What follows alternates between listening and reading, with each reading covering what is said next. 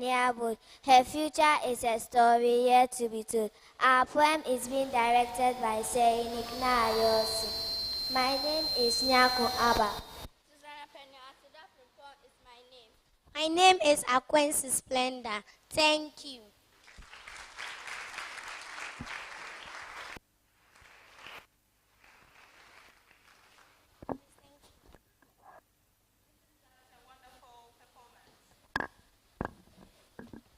Wasn't that a wonderful performance, ladies and gentlemen? Please, let's clap for them one more time. Indeed, a girl in tech knows the world, and she is in charge of the future, truly. They have said it all, and this is a good tone of starting this event, which is the Powered Girls Summit 2024. To officially open the program, we would have the welcome address, and that would be given by Richlin Xiao, who is the Director of Policy and Strategic Engagement at Innotech STEM Center. Please help me welcome Richlin.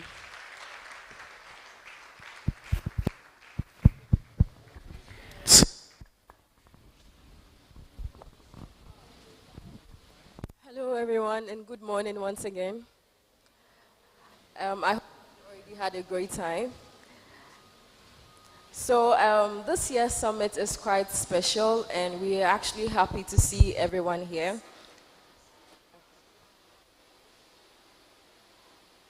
Sorry about that. So I'm thrilled to see many young and talented, ambitious girls who are aiming to do tech today, and distinguished guests and honorable dignitaries, our esteemed partners and sponsors. I extend our warm welcome to you all, and we are grateful for your presence and support. To our dignitaries, I'll mention a few. I know Asha will do more later. We have Dr. Elena Rosa, Head of Department Engineering from Ashesi University. We have Ms. Ifua Adebi, Founding Head Teacher of African Science Academy. We have Ms. Joyce Kunedu Idun, CEO of Essential Group. We have Ms. Eugenia Boedi, CEO of Kids at Home Educational Center, and we have many more which will be mentioned later. To our sponsors, including Technovation, STEM is for everyone, we thank you for your general support, which has made this summit possible. To our partners, including NSBE Ghana, IoT Network Hub, Firefly IO, and Ghana Education Service, Belacqua, SheTech, and others, we appreciate your collaboration and support in promoting STEM education in Ghana. And to our media partners, including Ghana News Agency, Accra Daily Post, Science Digest Show, the NIB TV, Kweku Tech, Sikaman Times, and the Met Cottage, thank you for helping us amplify the importance of STEM education for girls. We are excited to have you all on board as we embark on this journey to empower and equip girls with the skills, knowledge, and confidence needed to succeed in STEM fields. My hope is that this summit will be worthwhile and enriching experience for each and every one of you.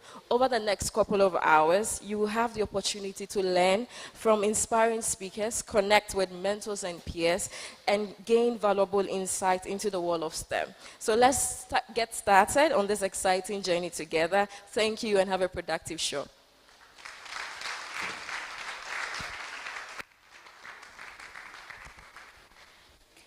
Thank you, Richlin, for the warm welcome. Please, let's give it up for Richlin one more time.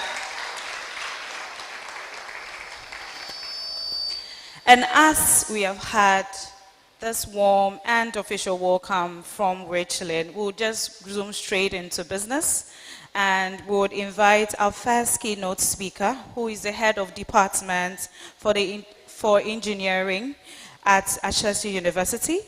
And she would be speaking on the power of education and equality in shaping the future. Please help me welcome our speaker, Dr. Elena Roska.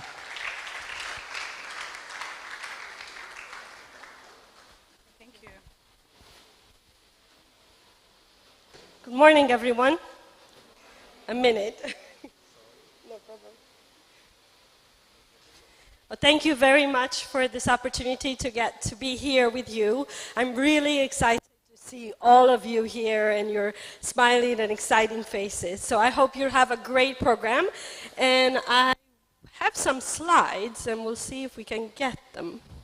But in the meantime, I wanted to talk about the opportunity to pursue your education and to keep your eye on the long journey and to think that, you know, even though you are a small part in that journey, you can really play a significant part and bring quite a lot of impact into the field of STEM and tech and innovation in Ghana and the worldwide. So we're still waiting for a minute and see. So I wanted to talk about a story or share with you a story with a group of students from Ashesi University, and I'm going to show you the last one that had just finished their journey in October, at the end of October. And their journey took them all the way to Paris to present their work. So it's another way to show you how important education is and what sorts of opportunities creates for you in how you can change Ghana and change the world. And I think if you can go back to show us some of the pictures before we delve into the videos, possibly. Maybe not. So we've participating in this competition for past 5 years, and it's a competition that it's called iGEM. Anybody heard of iGEM? Didn't think so.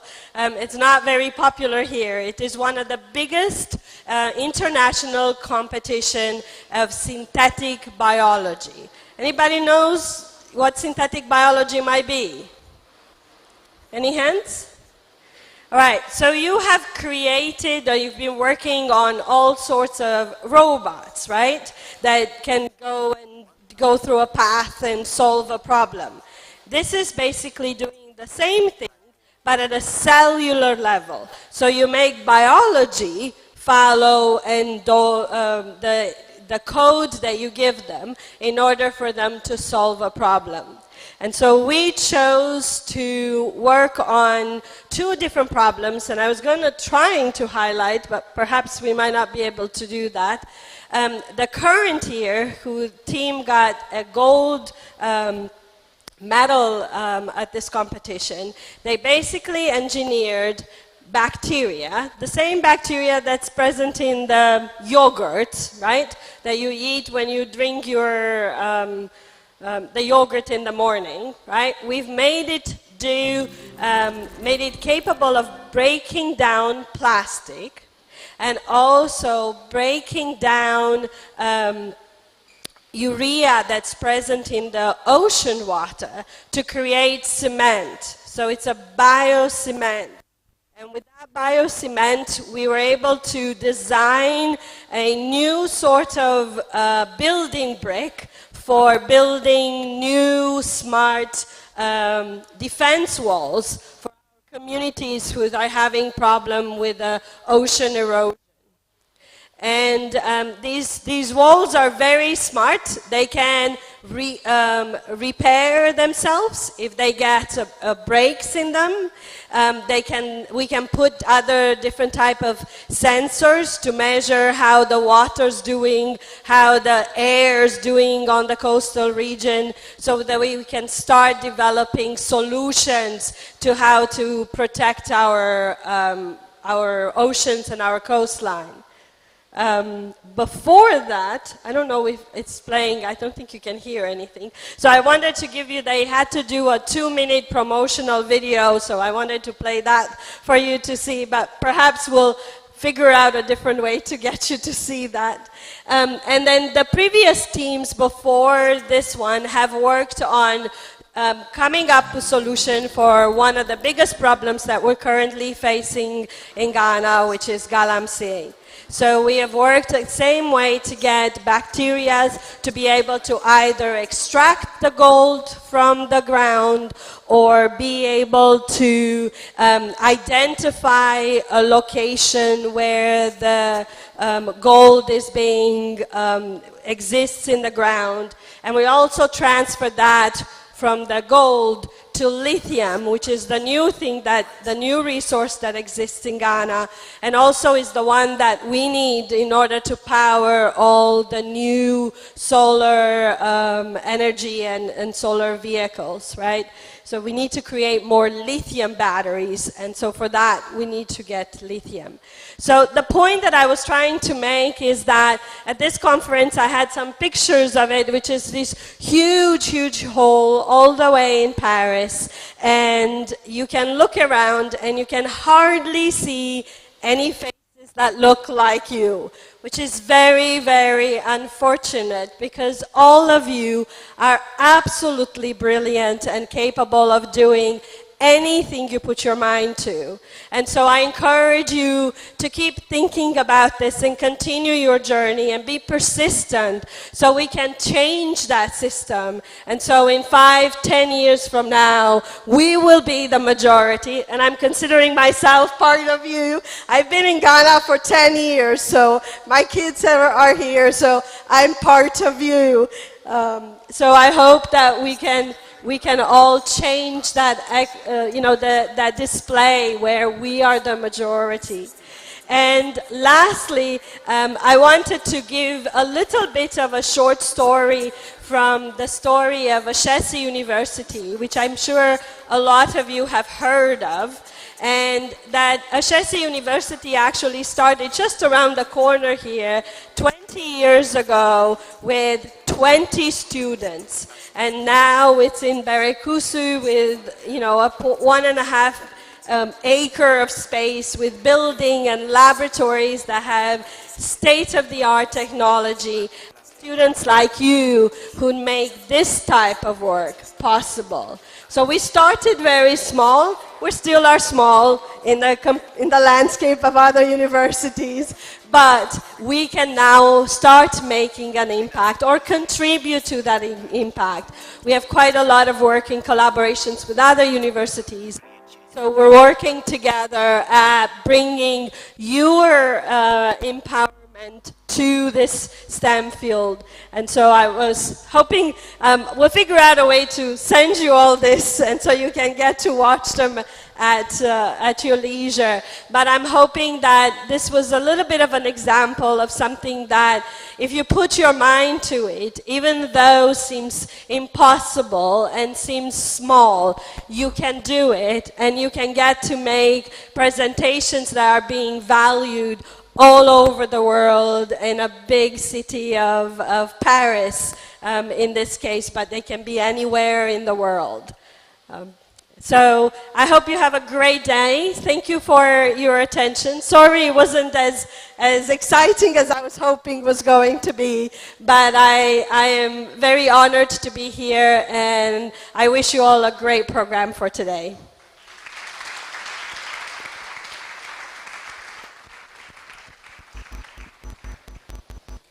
Thank you very much, Dr. Elena Roska. Your presentation was actually exciting, because what could be more exciting than be at an event where you're talking about STEM and you are telling the stories of young people making great change in STEM. So we really appreciate what you shared with us today, Doctor. Please, let's give it up for her one more time.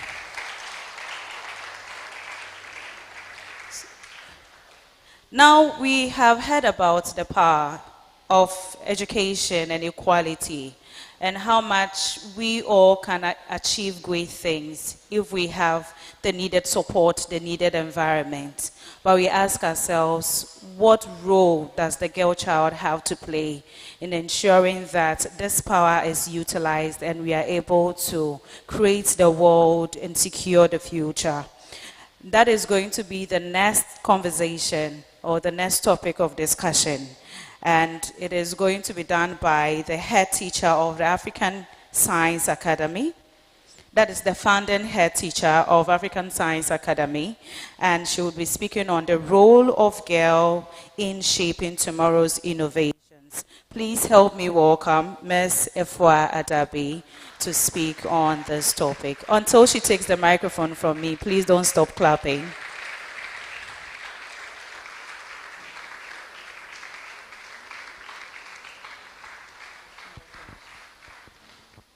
Okay, good morning, everybody. So, as she said, my name is Ifwa Adebi, and I am not the head teacher of the African Science Academy. I was the founding head teacher. So I started ASA. Okay.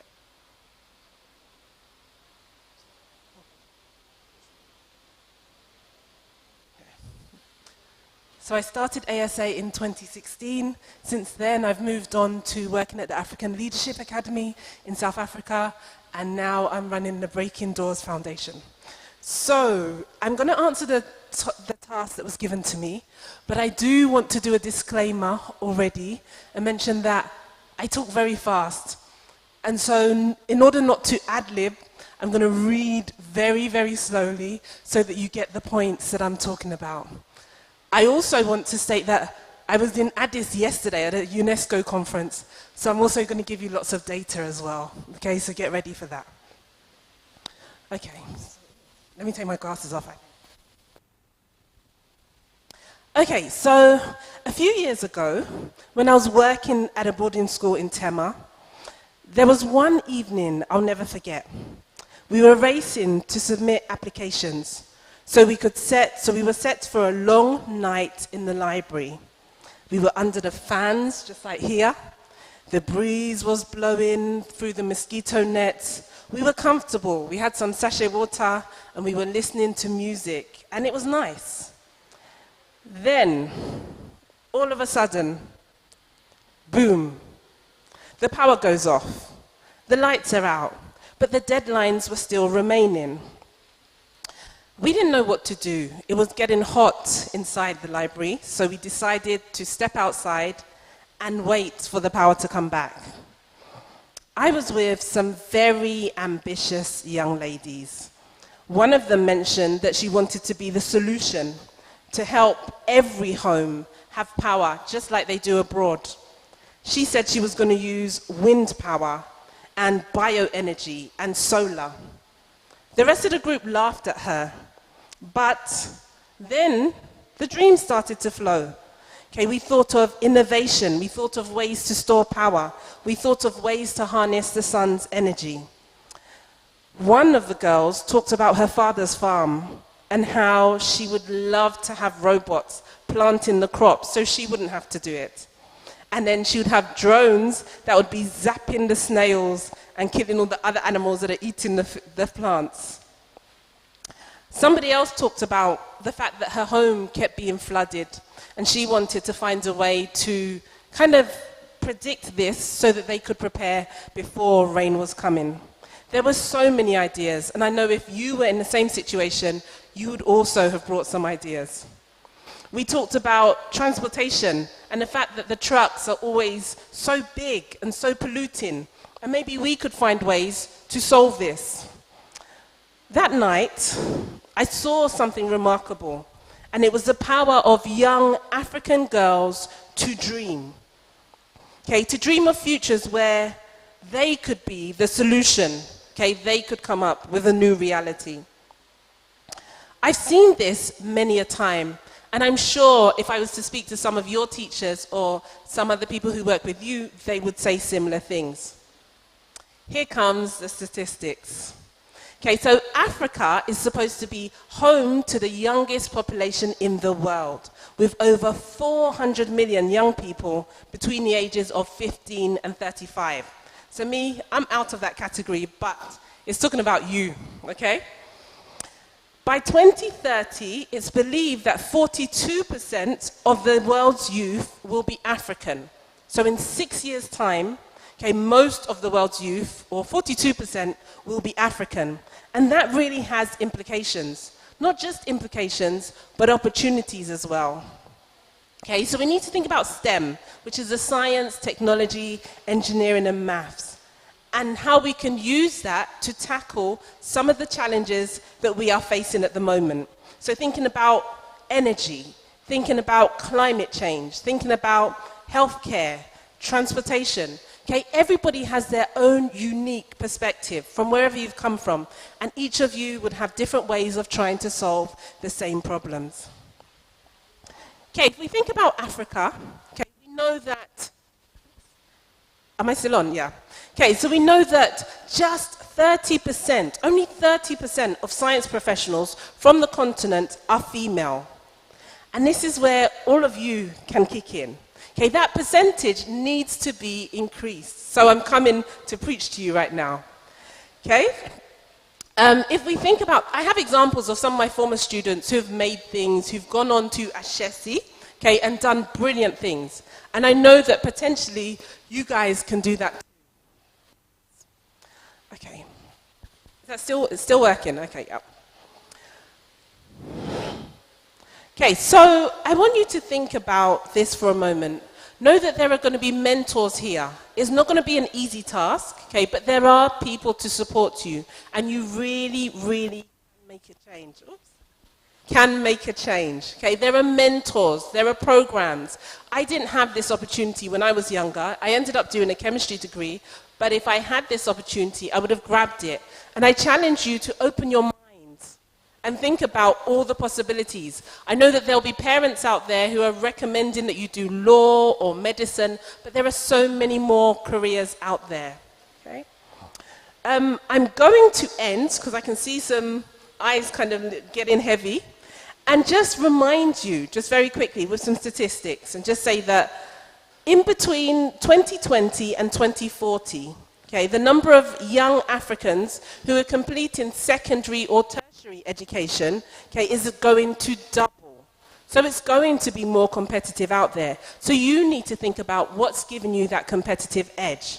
Okay, it's believed that it's going to be 103 million, okay, is what it is currently, to 240 million, okay, young Africans. But still, there's going to be a gap of people who need to be doing STEM jobs. Okay, STEM is the future, so give it a chance. Okay, every time, or usually most times, when I hear a keynote speaker, they usually quote someone famous. So I decided this time I was going to quote 2 African American women, and I hope some of you might recognize this quote.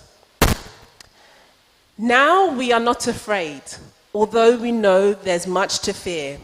We were moving mountains long before we knew we could. There can be miracles. It's gone? Okay. There can be miracles when you believe. Though hope is frail, it's hard to kill. Who knows what miracles you can believe? When you believe, somehow you will. You will when you believe.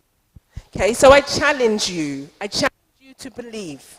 I challenge you to believe in your abilities, believe in your ideas, believe you can change the world. Africa's future isn't just technology or innovation. It's about you and your role in it. So, you are solution makers, innovators, and leaders of tomorrow.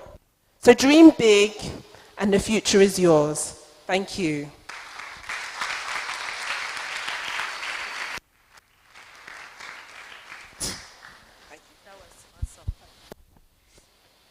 Thank you very much, Ms. Efwa Adebi. I hope I got the pronunciation of your name correct. Thank you very much. So I'm not going to climb up there. I'm going to be here because I want to engage with you. What did you pick up on what your role is in ensuring the future we are looking for? She shared stories. Do they resonate with you? Are they stories, or are they your thinking about what change you could create in the world? So I'd like volunteers. You raise up your hand and tell me something you picked from what she shared with us today before we go to the next speaker, which would be very brief. And I trained as a teacher. Forget what I am doing here. So if you don't raise up your hand, you know what teachers do. I'll come to you, whether you like it or not, and you must talk. So I would volunteer if you do not volunteer. So are you ready? So great. Then we are going to do just one person from each group represented here. So if I come to you and you don't talk, you're embarrassing your school. Oh. Don't do that. So yes, Achimota. What does the future look like for you from Ms. Efwa's presentation? You're going to speak? Oh, you're going to do that for us. Yes. Great. We as young, okay, thank you. We as young African girls have the power to dream and come up with solutions for our new realities if we believe and put our minds to it. And we can use them to tackle so many issues in society. Thank you. Let's clap for Tiffany. Tiffany, right? Yes. That is well said. And this is Noble Professionals Institute. Who would like to speak? Who would like to speak? Noble. Noble ladies. Yay. Who would like to speak? Just something brief. Who? You are smiling and you're not raising up your hand. I learned that we will be able to change the world for the better when we put our minds to it. Great. And you believe it? Do you believe it? Do you all believe it? Great. And let me go to which school? Accra High. Yes, who would like to speak? Please, I'm Halima. So I learned that we can be the solution to every problem if only we believe what we do and we will to do it. Thank you. Ibrahim Memorial.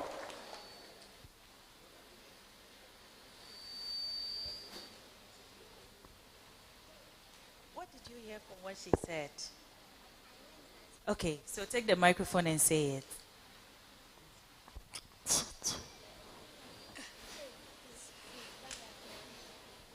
I learned that if you dream what you want to be, you can do it. You can do it. Yes. Let's go to Accra. Yes, I've been to Accra High. Then Laboni. Where are they? Yes, Laboni, the hosts. Okay. Who is going to speak for us, Laboni? Okay.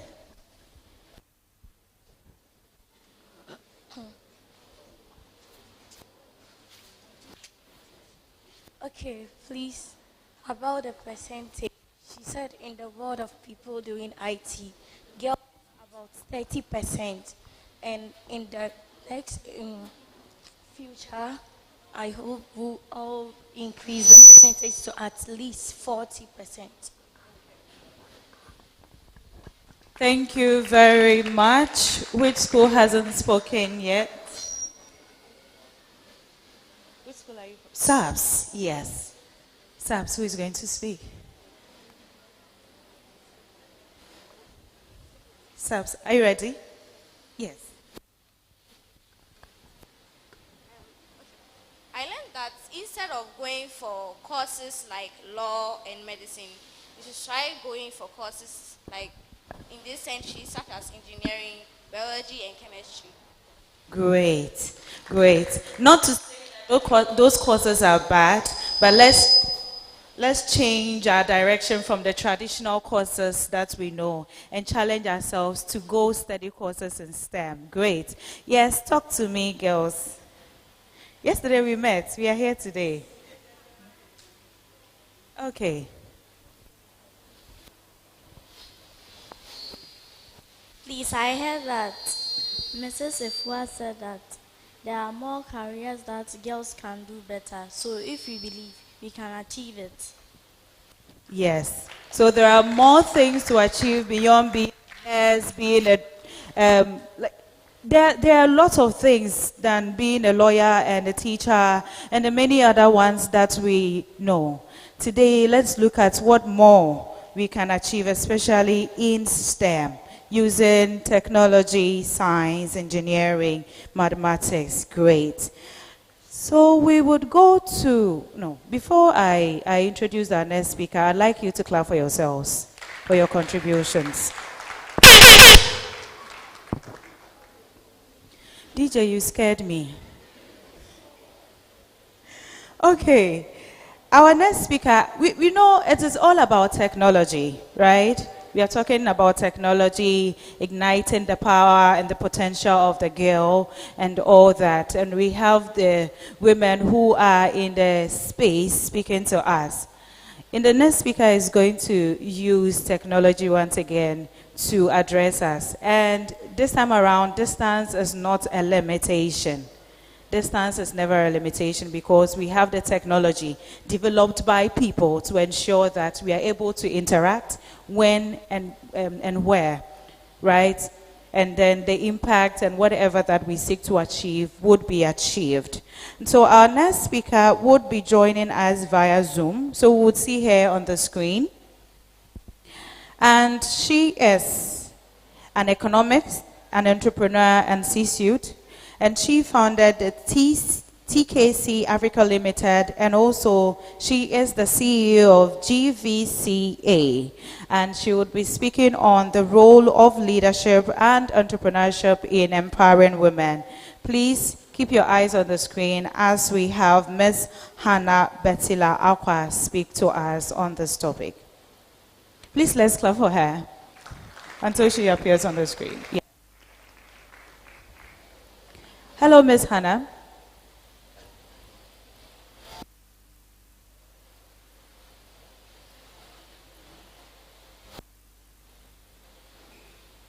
Hello, Ms. Hannah, can you hear us?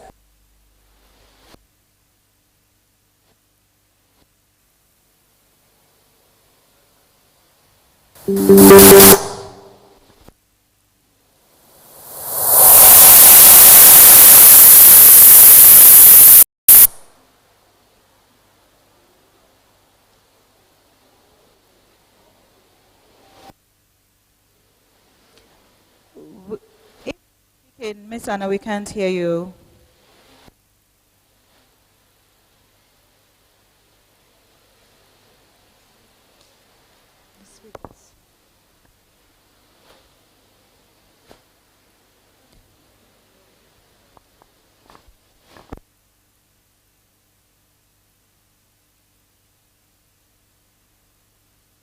Hello,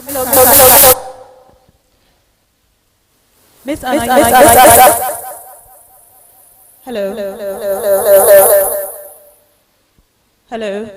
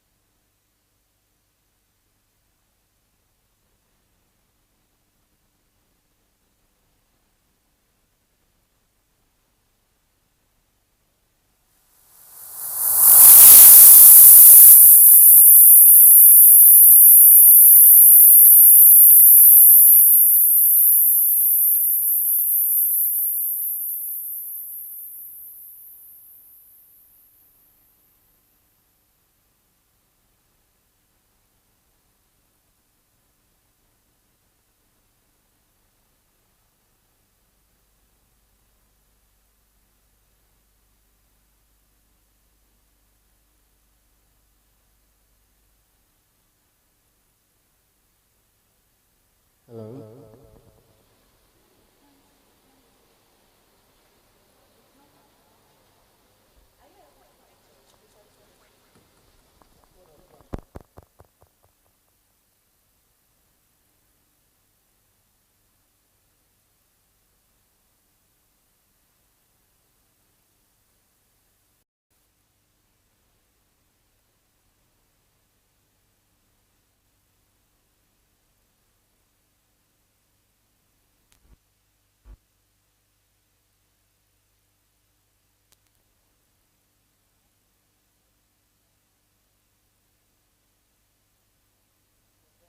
Hello, Miss Hannah.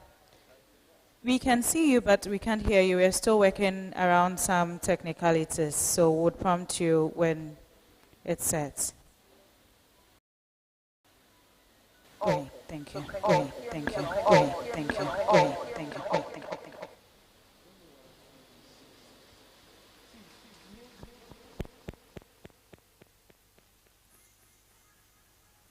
How about now? Can you hear me?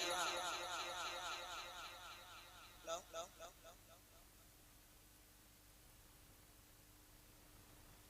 Can you hear me now? No?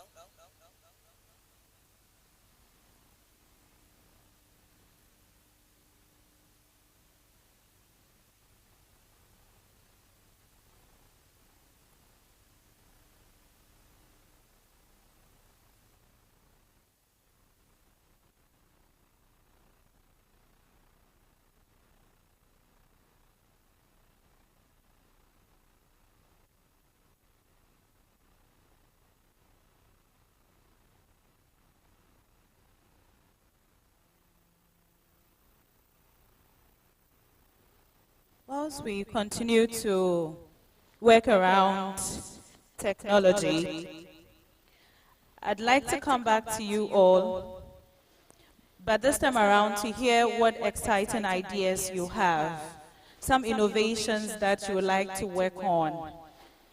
Maybe you have started working on them already, or you are now building an idea, or you might have built and then it's taken form. We want to hear from you. Take inspiration. So kindly share with us, volunteer and share. Or some problem that you have identified in your community that you wish you could do something about it. We want to hear. What are those problems? What are those solutions? And we know that they are not you, right?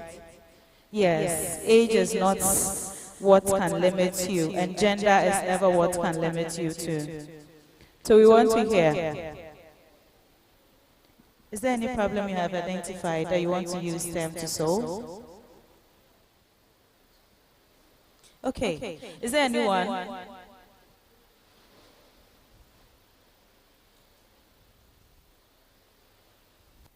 You are looking behind you. What about you? Raise up your hand and talk. You're expecting someone else to talk. Yes, give her the microphone. In my community, we don't have access to purified water. In my community,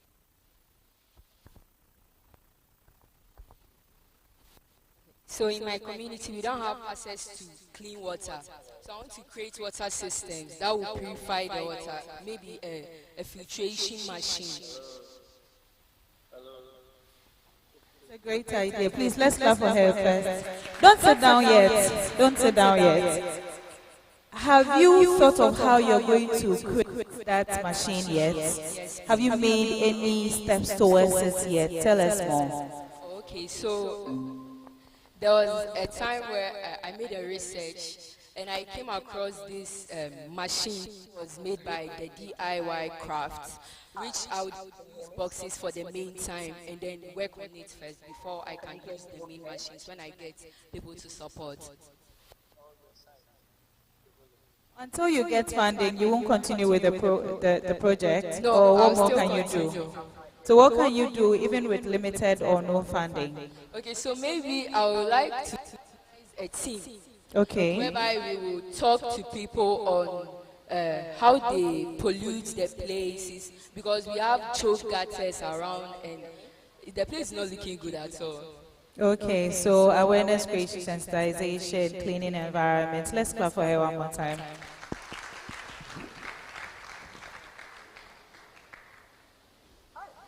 Hello, Miss Hannah. No, the microphone.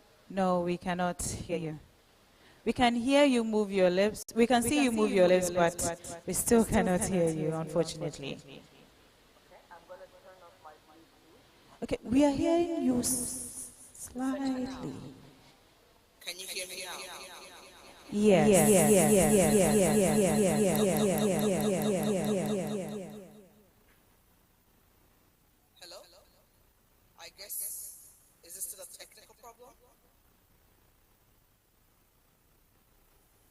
Testing, testing.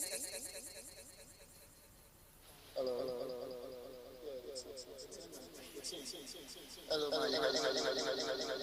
Testing, testing, testing. Power.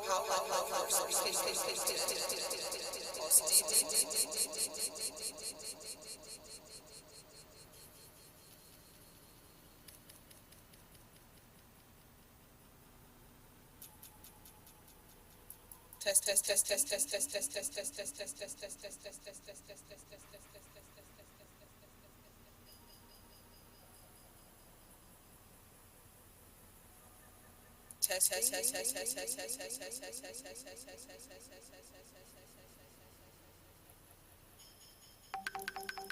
test, test, test. Test, test, test, test, test, test, test, test, test, test, test, test.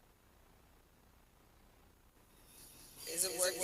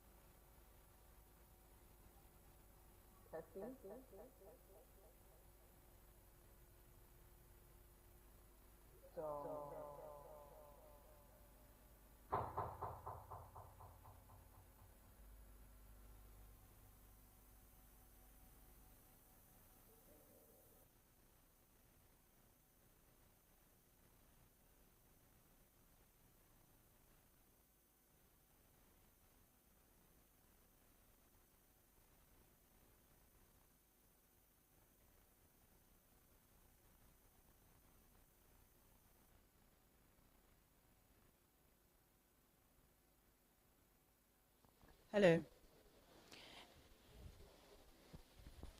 Great. We are still finding challenges connecting to the speakers. Um, Ladies, I hope you have observed the challenge and then you're already thinking about solutions that we could use in times like this. And thank you very much for sharing the challenge you have in your community and the solution that you would like to bring. And I believe that belonging to a group like this, you'll be able to even refine your idea even more and be able to work around it and be pointed to opportunities that are available to truly make it work. Thank you. Please let's clap for her one more time.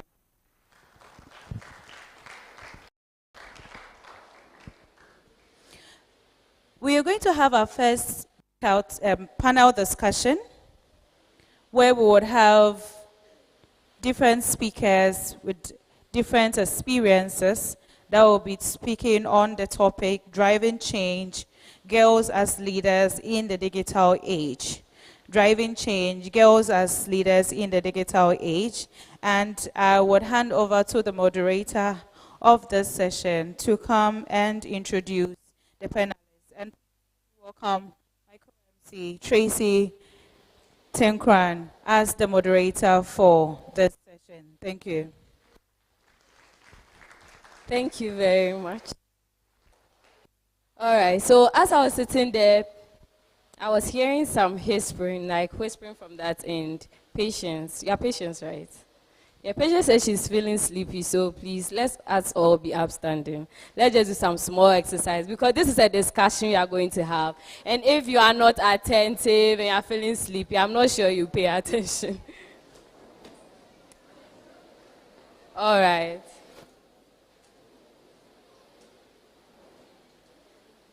Are we all up? Okay, so do you remember what we did in the morning? Do you remember what we did in the morning?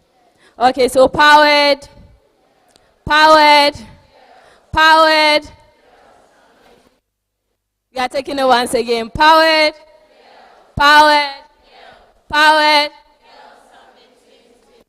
Thank you very much. You can resume your seats. All right, so once upon a time, there was a girl just like you in high school attending robotic seminars and submits, competitions and all that, yes. And through that, she met a lot of people. She was able to get into school, but she had a dream of pursuing a technical field that is into engineering, okay.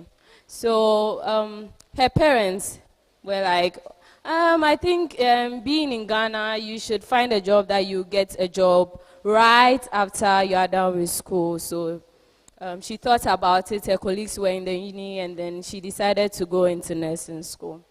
So this girl finished her whole 3 years in nursing school. She was still dreaming of becoming an engineer. But guess what? She didn't feel bad. She decided to, pursue right after. There were other organizations who offer programs that you can enter if you want to do programming, marketing, anything that is tech related. There were lots of them out there, and she decided to pursue it. And now she's a full stack engineer. She's also into growing foundations, assisting people, making sure women find their place into STEM and all that. Okay, so this person I'm talking about is me right here. And I'm sharing this story to empower you, okay? From here, from high school, senior high school, I know many of you want to be doctors, want to be lawyers and all that. They are all wonderful, brilliant careers, okay? So start finding yourself here. Start finding yourself right here. And it's never too late to start all over again. Okay, so the people who will be here will be discussing the topic for today. The ends people who are so different from you, they have the same blood running through them. They were once like you. So be inspired, be empowered by them. Whatever they say, note them down. You will need them along the line. And I started this whole story because me being here today is through someone I met in high school. I used to say that I used to go for, robotics competitions with the founder of Tech STEM Center, with the foundation is organizing this. And I used to see him as a competition because, when we come for competition, I want my school to win and all that. But with the networking and all that, today he has invited me here to I'll find other networks, and then one day I'll be elsewhere. Do you get me? So try to build connections with people here. Try to network. Try to know people here. This is not the only place. The sky is too big for all of us. We can all go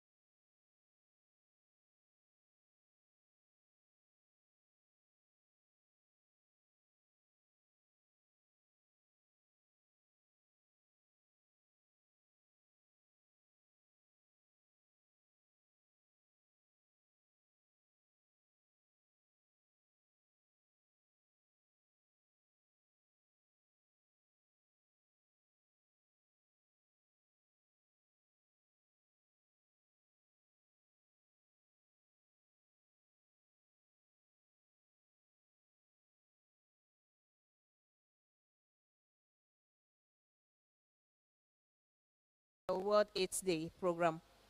Unfortunately, I couldn't go anyway. Then another opportunity came due to internal issues. Then I said, okay, I'll go for this program. So I went and we were trained in how to report beyond the health reporting that I do. So at that training, I realized that there's more to health because I already was doing environment, education, and all that.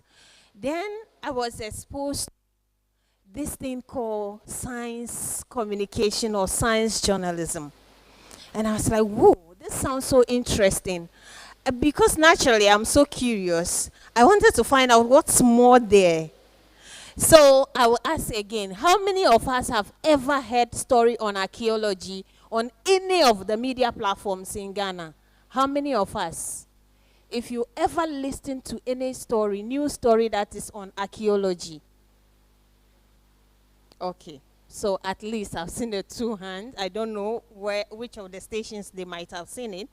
But what I know from where I sit is that we kind of narrow or limit what we can report as a media in this country. If you study the media landscape, you know that we don't really cover science.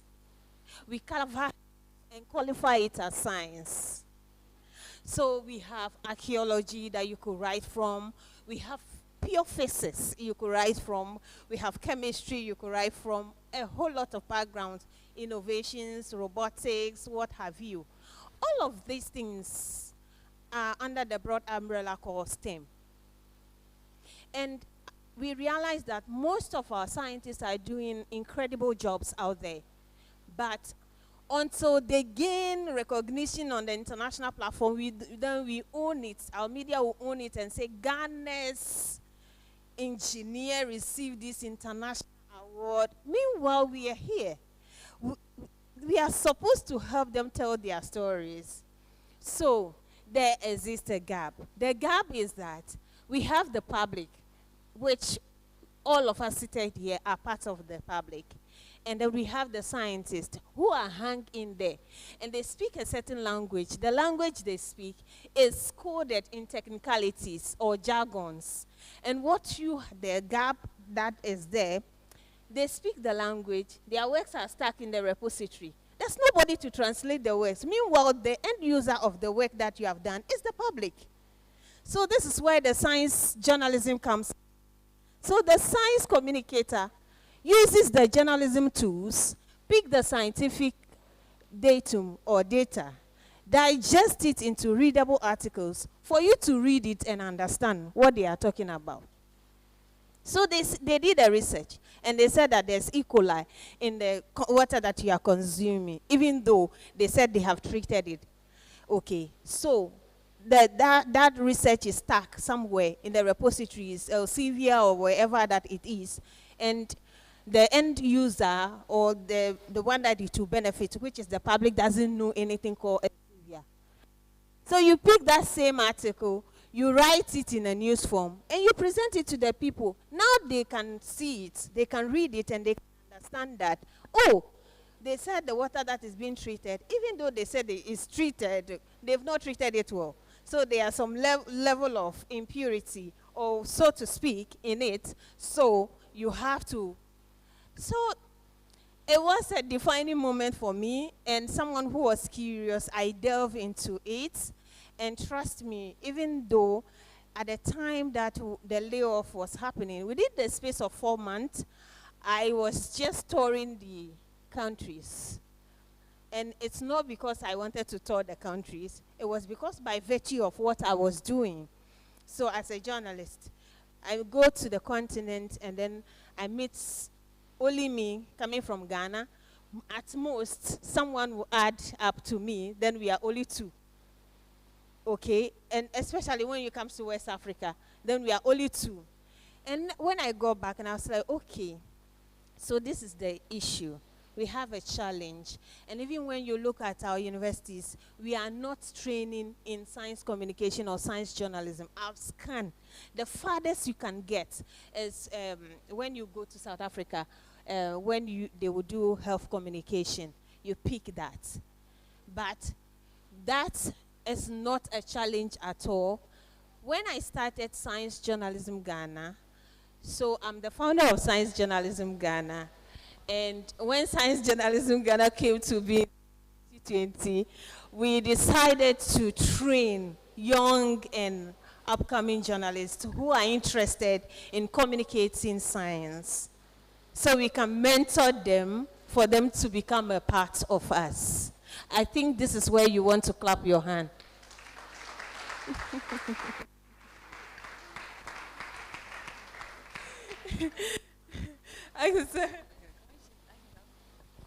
Okay, so in a space of, let's say, 2 years, we are able to train 40 journalists across the country. We trained 40 of them, and very soon we are opening up another mentorship call, and we are hoping that the young people will grab the opportunity and join us in this journey. So there's no need to worry. I struggle because I didn't have a mentor who would take me through the basics when I started. But now you have someone like me, and I'm here willing to help you chart that course. Okay, thank you very much. I hope you learned from what she said. Okay, so I can see some transitioning in there. Yes, a little bit of transition, and then a lot of leadership. When you learn, you have to impact. You have to push people into that field. Remember, I said the sky is big for all of us. Okay, so please, we will need just a little, the same topic. Would you want me to take it again? Okay, so we want your personal experience, yes, when it comes to leadership in this digital age, yes. So just a little, then I give you your question. Thank you. Thank you for the question. So I am not myself in the digital age, but I have been an educator for over 25 years. And in that time, I've worked with young women who have moved into the digital age. So I would see myself as something like a teaching engineer, where I'm building a bridge to help the girls get across from one side to the other. Some examples I would give of girls who've gone into the digital age would be a student called Eugenia Akpo. She went to Malco Girls, and she's now doing her PhD in the UK in artificial intelligence and finding a cure for a certain type of cancer. So nowadays, I just want to show that nowadays, digital learning and technology can be used to influence the traditional methods that people would have used. If you wanted to be a very good, or be a leader in the digital age, I think you would have to be very curious, and you'd have to be like, I'm sure you all have this one friend who's very annoying and always criticizing and always wants things differently. You would have to be that person, but not criticizing.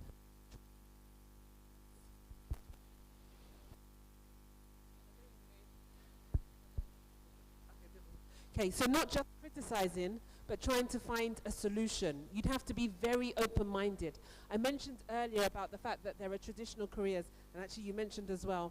But think about this. When your parents were young, there were no web designers, okay, but now that's a career. Or data science. There's so much data out there that needs to be used in the digital world. So careers are really changing, and you, as young people, can be very open-minded to make a difference and then to lead the direction of, the way that society is going. Thank you very much. All right, so again, your question.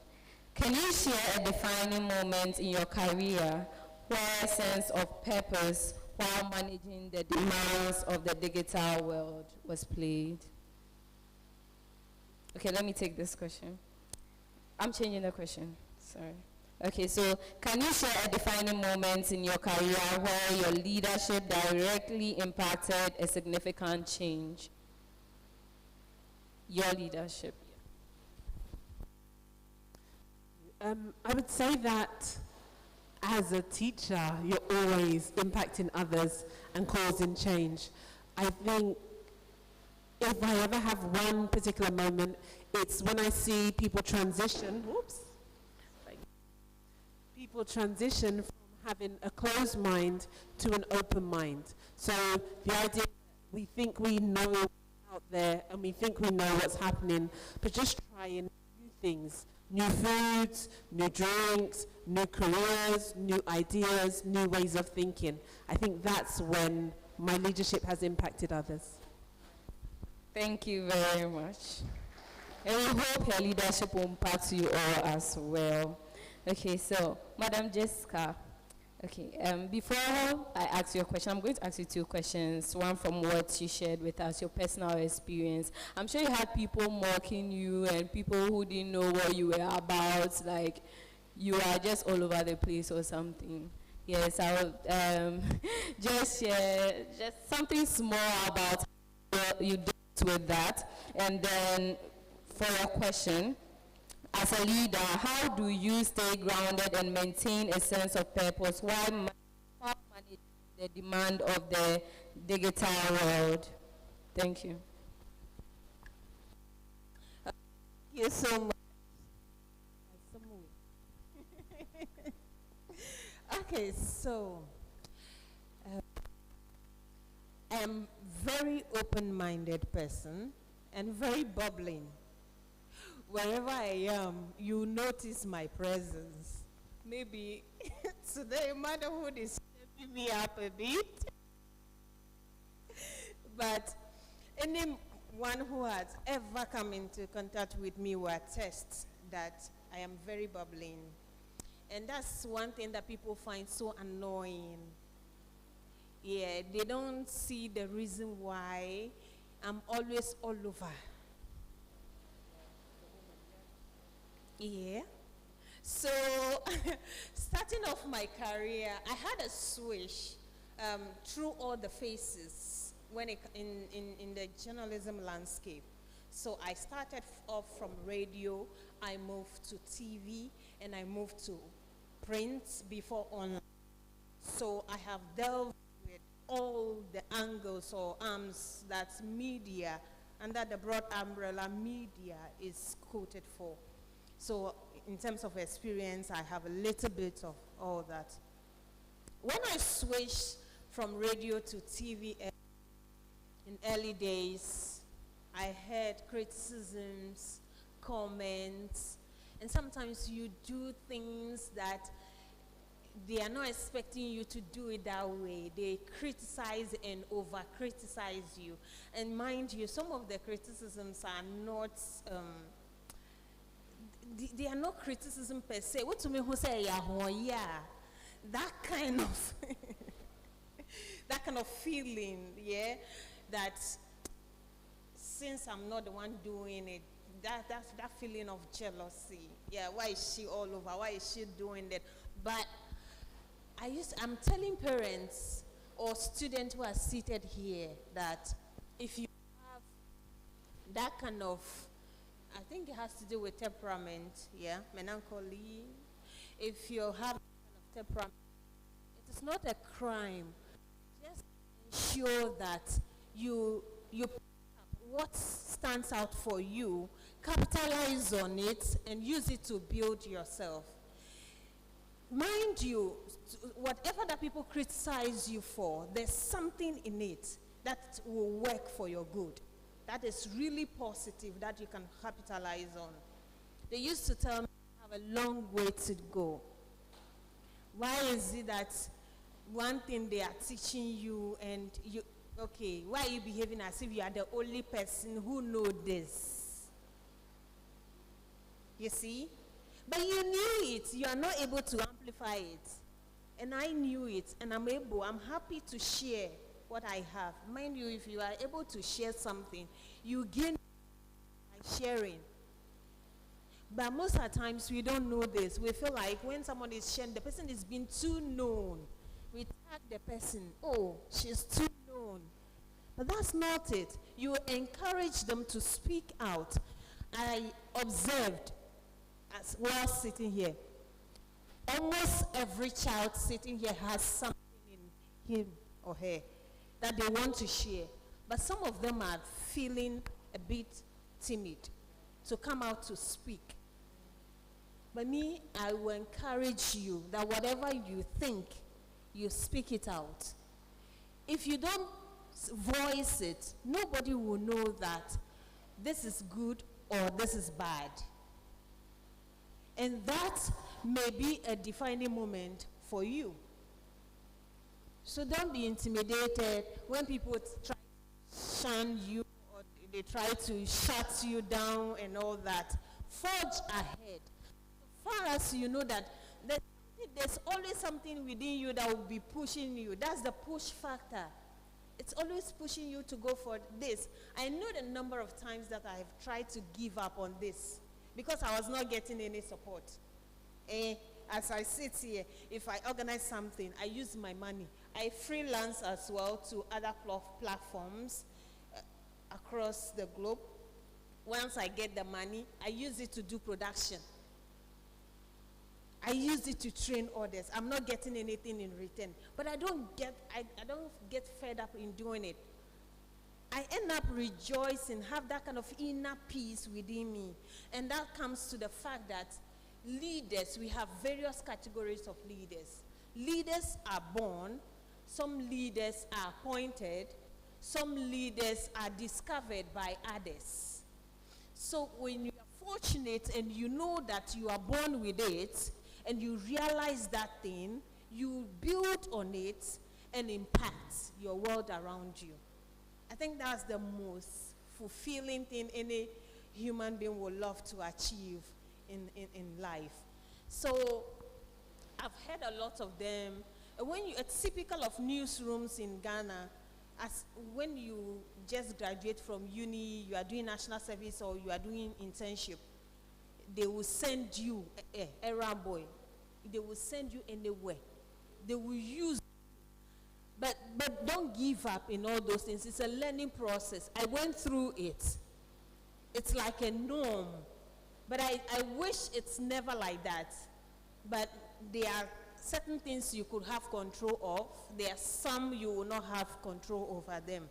So you go through it, you learn, and then you can also capitalize on that and impact your world.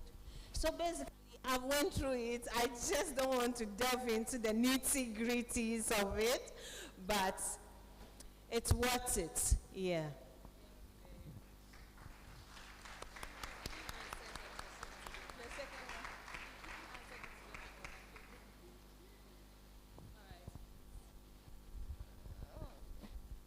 I'm sure some of you are noting down the problems you are seeing here. I'll be coming for the solutions from you. Next time, we are not having or facing these challenges in our summit. Okay, so before we take the last 3 questions, I need you all to take a deep breath. Okay, so your mameness is here. I want to see everybody taking a deep breath. So we breathe in, then we breathe out, okay? We have a short attention span now. Now that TikTok, you've been scrolling. You don't have time to be listening to things for long. So this is very important. We all participate in it. So are you ready? Okay, so breathe in. I can't see the movement too. Breathe in. Out. In. Out. Last one. Breathe in. Out. All right. I hope you are learning from what we are discussing here. We are almost done. We'll take the last 3 questions and then I'll come to you for questions. Each school would ask at least 2 questions. Let me say at least 1 because we have about 6 schools here so that we can all learn from each other. Okay, so Mrs. Ifua, sorry. What are the essential skills or traits that young girls should develop to become essential leaders in this digital age? Thank you. I think the key skills that you all need to have been mentioned, actually. I definitely think you need to be open-minded and you do need to speak up. especially if you want to go into the digital phase, because currently it's male dominated. And we talk about STEM, we talk about science, and typically all the scientists that you find in your textbooks are male, often white male. So if I mention the Einstein, Newton, Cook, and so on, you would know them all to be white males. But we're coming to change that. And we want STEM and the digital age to have our faces represented as well. That being the case, you need to be proactive. You need to dream and see it actually happening. You need to believe that you can do it. And you need to be strong enough to challenge the status quo. So some of the girls that I've worked with who've then gone on to do careers in STEM or in the digital age have found some resistance, as you mentioned. So people think that they're too low, or that their views are not important, or they should be making the tea or going to fetch water, but actually they have a lot to contribute, just like you. So it's really, really important that you see yourself with value, and you see yourself in the future, and you see yourself leading the change. Once you are there, you also need to bring others with you. So appreciate that you've been given this opportunity. Even being here today, you're a selected number. Okay, so what you learn from here, you must take away and share with others, and keep the doors open so that we can really make change. Thank you very much. All right, so Madam Jessica, I'll take one last. I would ask you one last question. Yes. How can digital tools and platforms be leveraged to drive social change and empower more girls to take on leadership roles? Thank you. So, as a leader, you can only give what you have. If you don't have something innate, that means if you don't have the thing within you, you can't give it out. And tech, or the space of STEM, is growing at a speed, a certain speed, and humans have to adapt to it. There are a lot of platforms that offers us opportunity by virtue of internet. In as much as institutions or education institutions are now catching up in molding or structuring curriculums that will actually feed into the kind of humans that we are having, like the kind of, that will tune us to the kind of trend that is on now. We have platforms such as Coursera. We have Coursera. You can learn any digital tool that you want to learn over there. We have the Canvas. We have Allison. Just on top of my mind, I can mention a few of them. And this, we have MIT. They have free resources. All these platforms has free resources that you can learn. Let's say you want to be a data scientist, you can read online. Fundamentals are there, you can read, then you build on it later on with, and that is not to say you should stop university education or secondary school education, but you can still be at school and be doing something extra, provided you can manage the two. I know there are some students who cannot multitask, but I am telling you that the best person who can multitask in this world, per my experience, is the woman.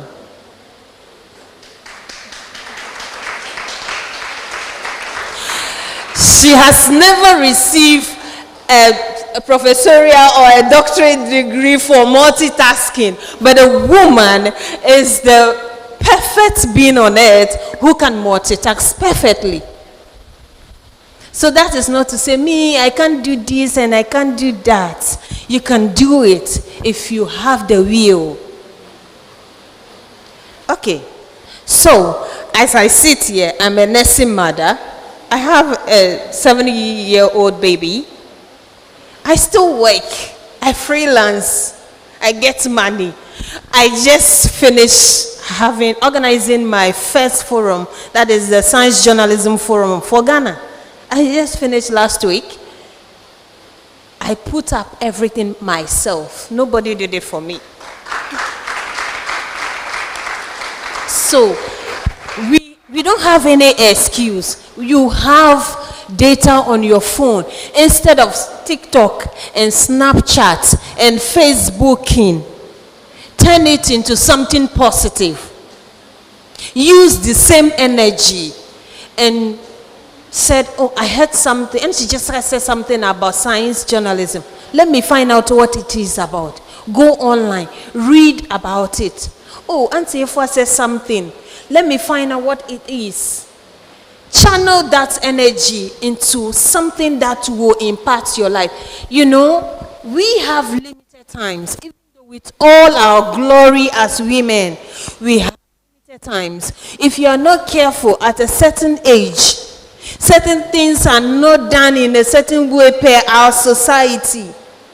They tag you, you are being late, you are doing this and that. So instead of wasting that time on TikTok, learn how to use Canva to create a design that can even earn you money.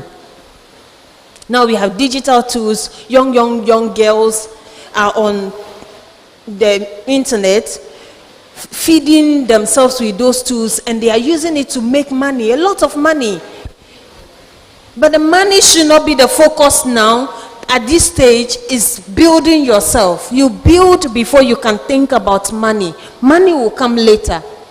I love the idea that you said you want to have collaboration with your colleague so you can develop that system that you use to filtrate water. That's what you said, right? In our world, we discourage collaboration. But you can't survive without it. Now collaboration is the currency.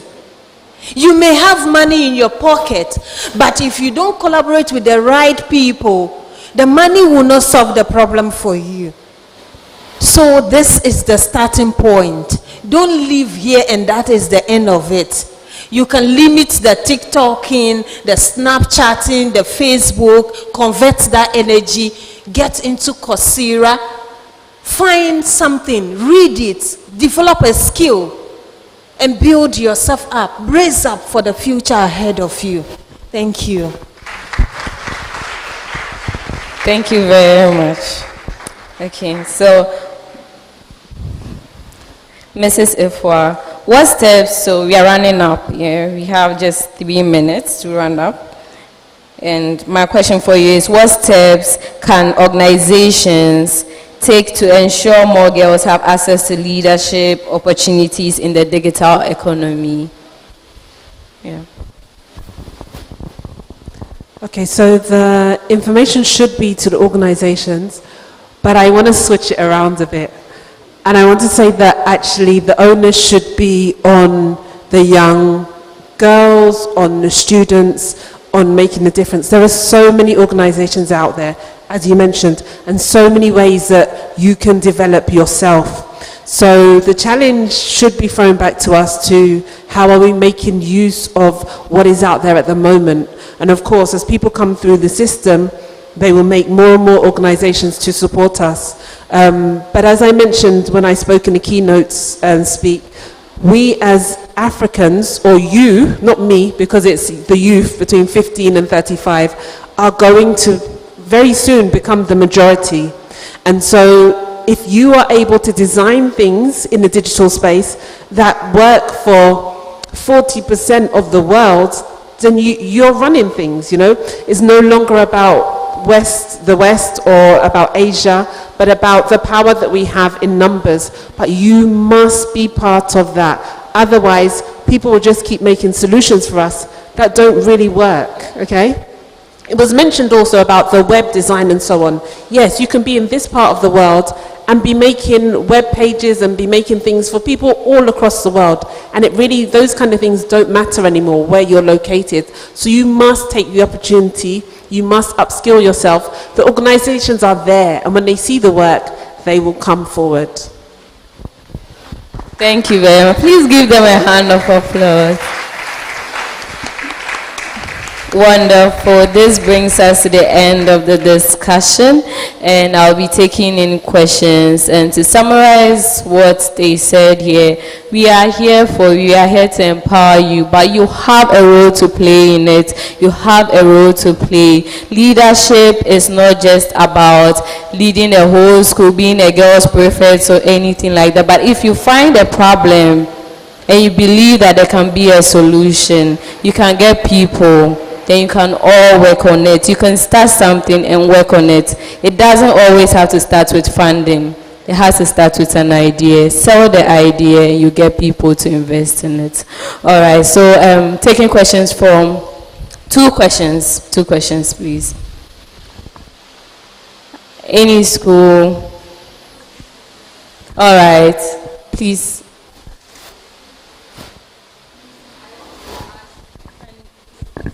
Can we get a mic there, please? Yeah, this one.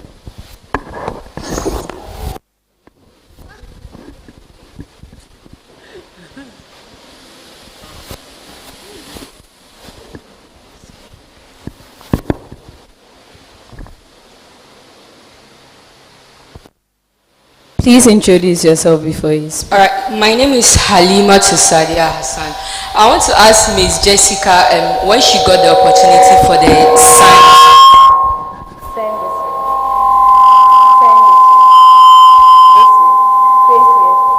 When she got the opportunity for the science journalism, what was the passion and the mission behind? Your question. Oh, okay, Ms. Jessica. Okay, thank you. Okay, so I realized that we're doing the same thing as a media landscape, and I wanted to do something different, or I was just tired of doing the same thing.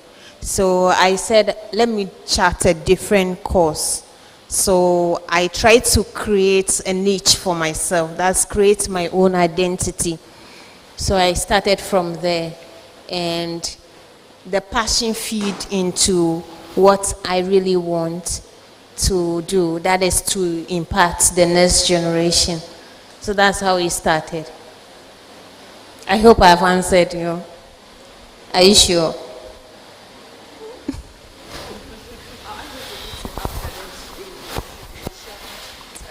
Okay, so you're again. Alima, yes, Alima, you can meet here after the program and then you can discuss. Okay, networking is what we are here for. You don't get all the juice here. Some are reserved for you. Okay, all right.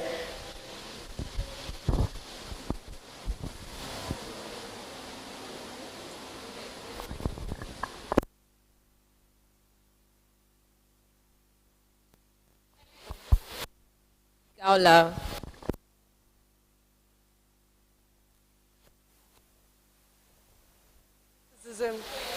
Like when people criticize you, like while trying to aspire your dreams, how do you deal with the criticism? Right. So I'll let Mrs. Efo answer since she, Madam Jessica touched on it a little bit. Thank you. That was a good question. I think criticism, for me, it always hurts. It can be quite painful. And usually I'm not the best at responding straight away. I usually have to go away and think about what is it that the person said, why did they say it, and is there any truth in what they've said? Even if there isn't any truth, there usually is a reason why they've criticized. And I'll give some examples. I've been the head of science in a number of schools, and most recently in South Africa, I was the first black and female head of the department. And I would often give directives and get funny comments from my colleagues, and I still had to continue, I still had to strive, I still had to be the leader.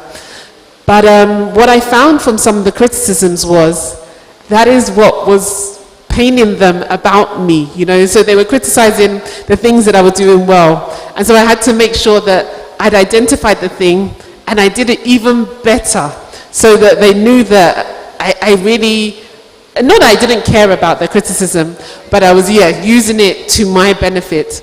Yeah, so whenever you get criticism, really evaluate it and see where is it coming from and how can I use it to, you know, to be positive or to be better. Thank you very much.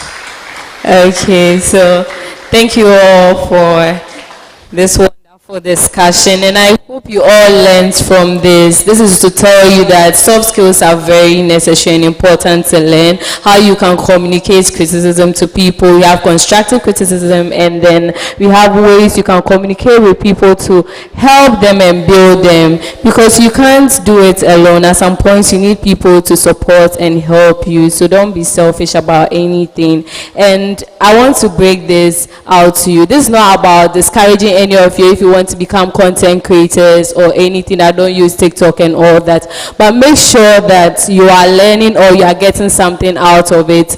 Don't just be doing anything. If you don't build your dream, you'll be building someone else's dream for the person. Do you get me? Yeah, so know what you are about and go in all out for it, and you'll find the people along the line or along your way who would help and support you. Thank you very much. Thank you, Madam Jessica, and thank you, Madam F1.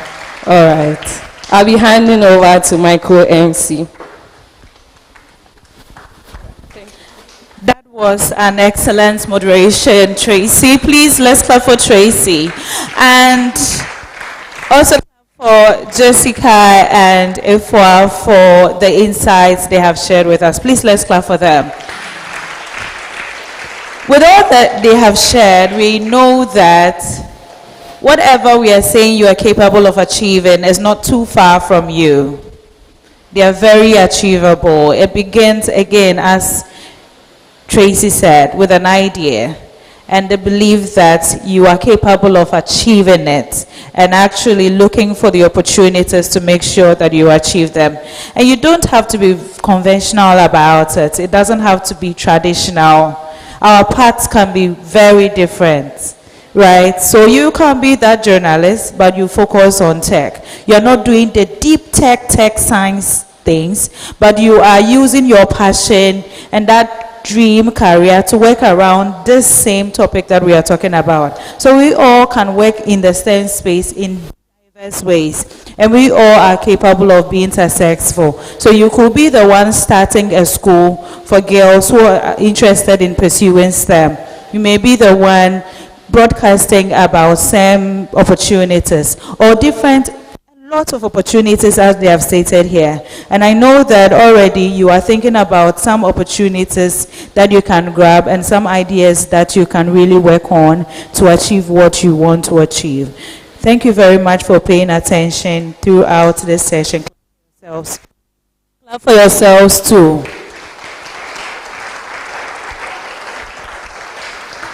Great.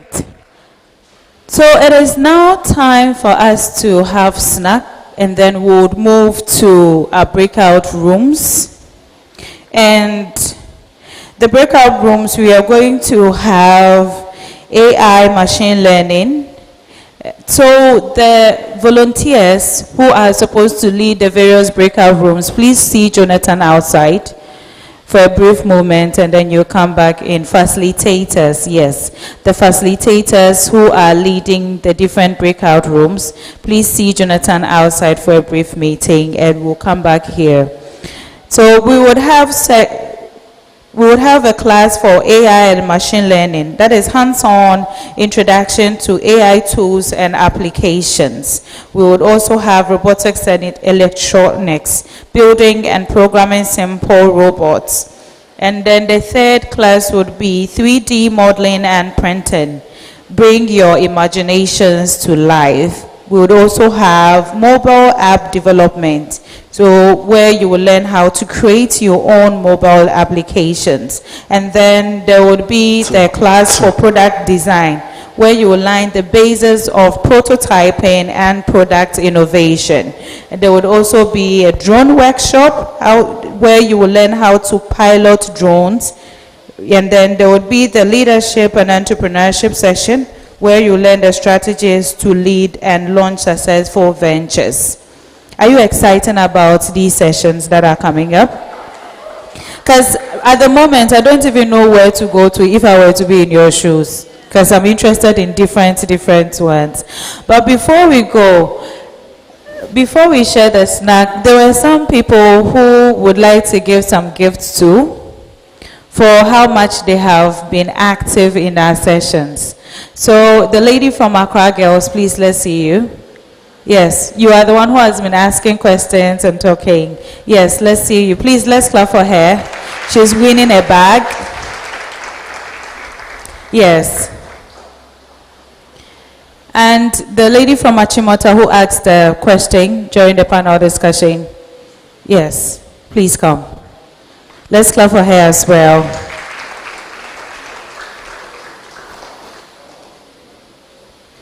Great, thank you, thank you.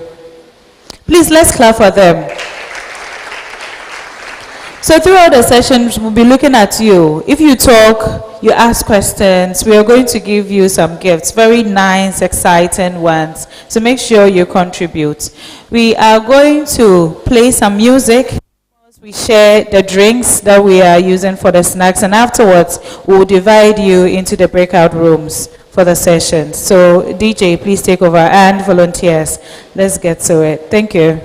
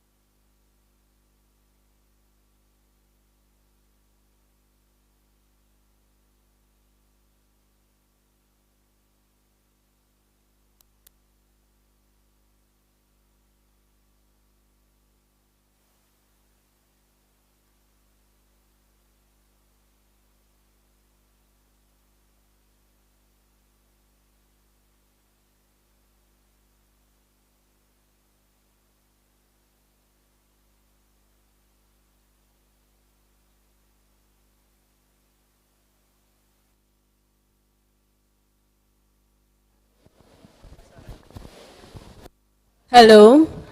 So for our newcomers here, those who are new here, if you want to locate the washroom, it's right opposite here on the right hand side. Okay.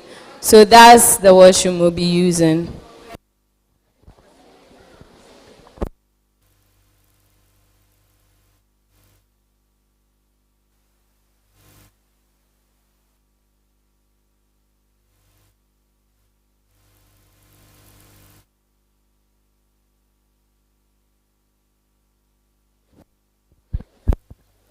Mr. DJ, try a beat, why? Yeah, sure.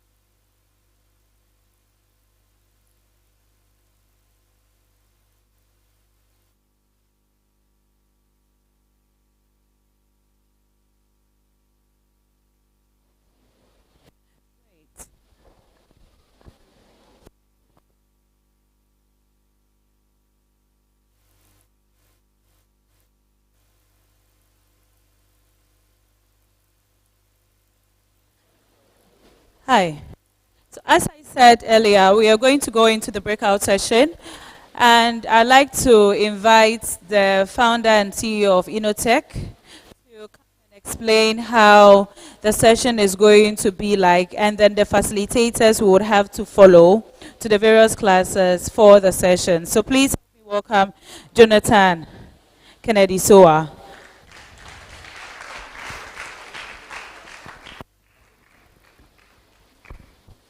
Good afternoon, everyone. How have you been so far? Are you hungry? Are you hungry for food or for knowledge? Okay, don't worry. Some snacks will be coming around. Then after that, you get your lunch, okay? Some amazing lunch. Don't worry about food. What we are going to do next is that we are going to break out, okay? We are going to have incredible sessions. You are going to learn how to model and then print. You are going to learn how to use AI, artificial intelligence, okay? You are also going to learn how to design products. You are going to learn how to pilot drones. You are also going to learn how to pilot drones and then build and program robots. So if you have your drink, you stand up. The volunteers will coordinate you to your respective sessions. Are we good? Are we good? If you are good, let's clap for this program. Thank you very much. So the volunteers will come around and then select the girls to the various classes, okay? Thank you very much. Oh, clap for me. I deserve more than this, right?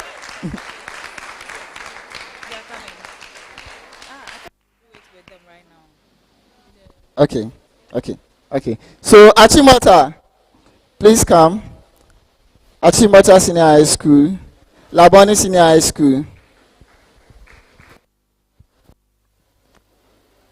Achimota and Laboni. Achimota and Laboni, you'll be here, you'll be doing AI and then product design, okay?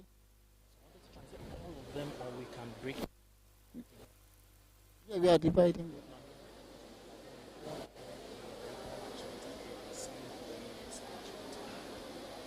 It will be 2 minutes. Okay. So peculiar school. Are you there? Peculiar. Talk to me, foundation girls. Are you here? Okay. You'll be piloting drones. Okay. And then SAP school. SAPS. Okay. SAPS. You'll be doing 3D printing with Noble Professional Institute. Noble, can I see your hands? Okay, Accra High. You'll be building robots. You'll be building and programming robots. Are we good? Are we good? Ibrahim Memorial. You will also be building and programming robots. Okay. Are we all settled? Did I miss any school here? Which school? Which school? I can't hear you. Oh, Shalom. Shalom, sorry. So Shalom, you also join the drone piloting, okay? Drone piloting. Thank you very much. So, volunteers, please come around and then coordinate them. The drone piloting will be outside there, so those are called for drone piloting. Let's step outside.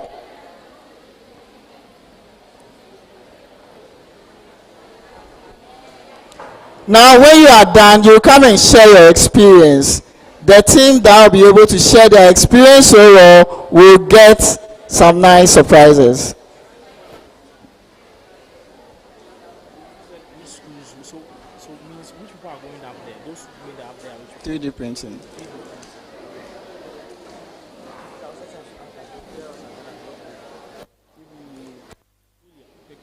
What did I say? Yes. So, yes, sure. Sure, you can join them. Please join.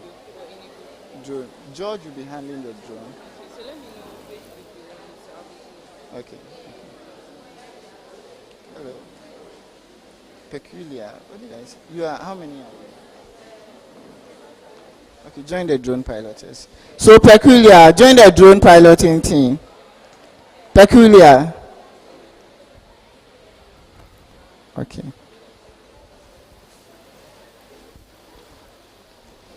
All right. Thank you.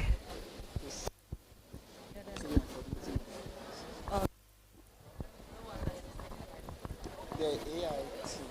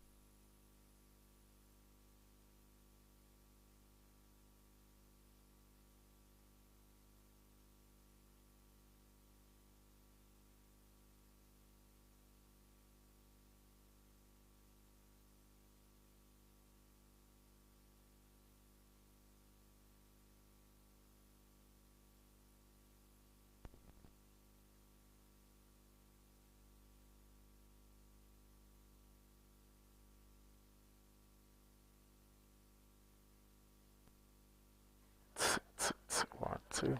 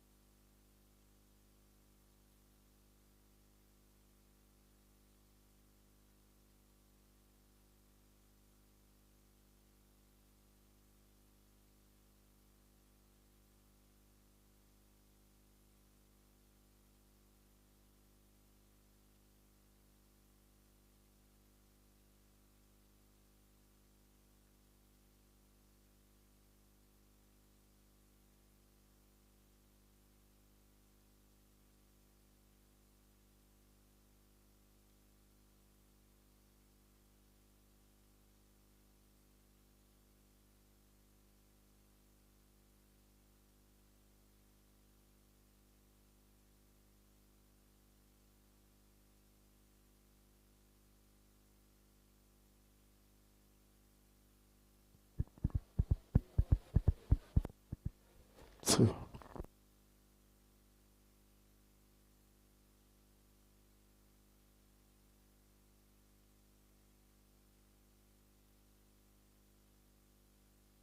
Two, two, two, two.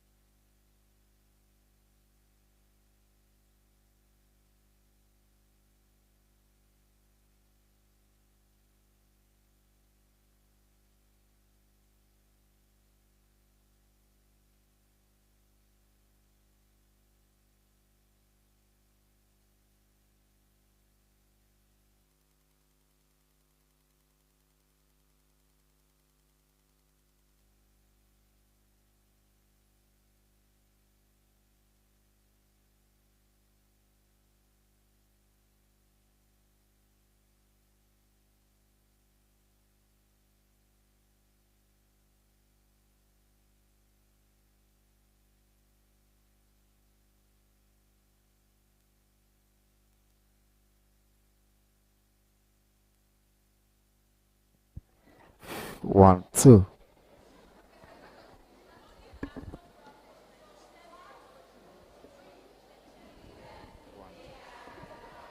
1, 2.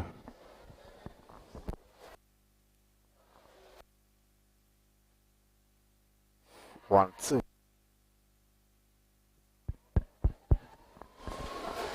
1, 2. Okay.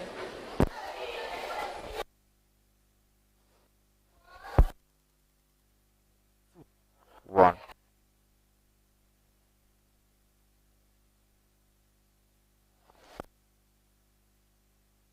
1. 1. 1, 2. High 2. Mike. High 2. Please take your seats. Mike 2.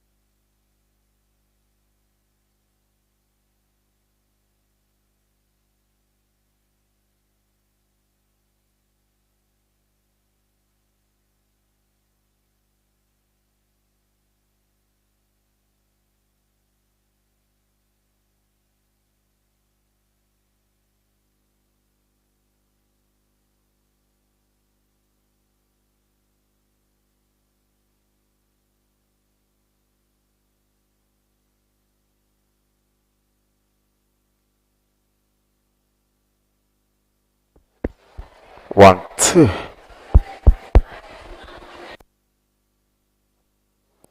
Hello, please, let's do well and resume our seats.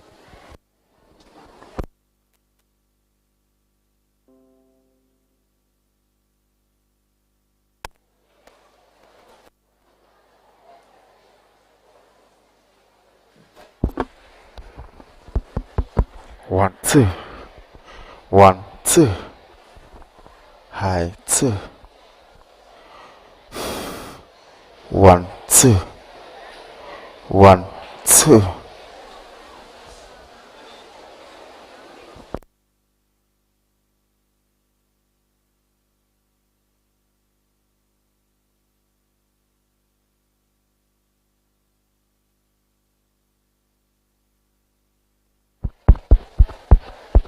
Okay, so we'll be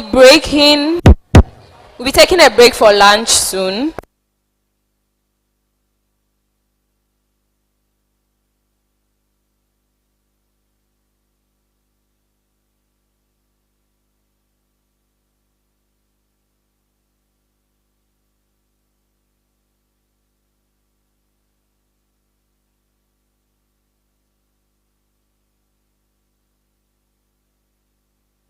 Hello. Hello. Let me teach you a special way of saying hello at Comfort. We will say hello, and you say hiya. Did you hear that? I say hello, and you would say hiya. Do you get it? Yes. It's just a stylish way of saying hello, right?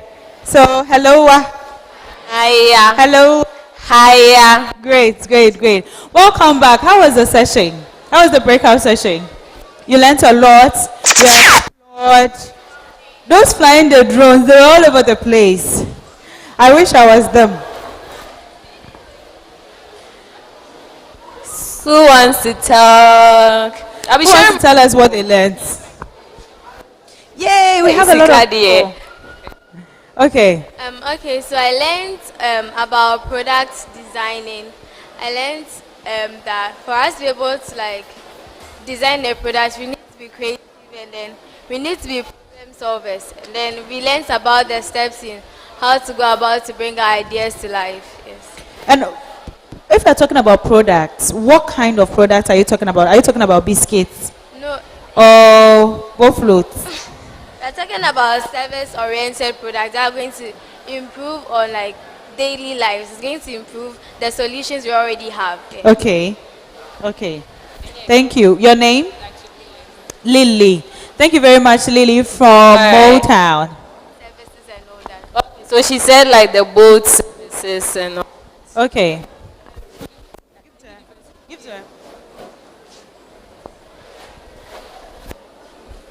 Okay, so I'm also talking about products. So they said introduction to products. So product is a process of creating something.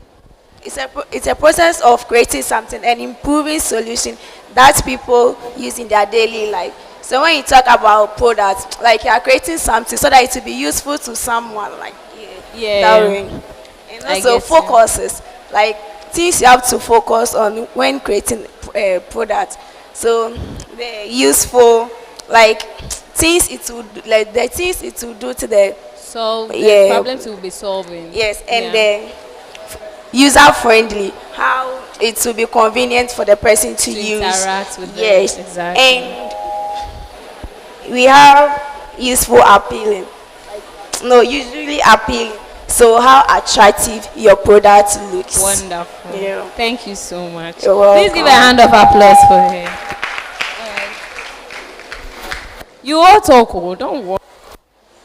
Hi, I'm Yeah. Ingrid. Alright. And I'd like to share with you how to go about product or an idea you have.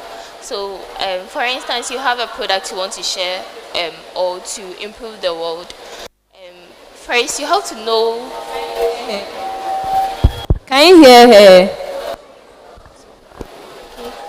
So I'm Ingrid, and I would like to share how you want, how you be able to bring your product to light.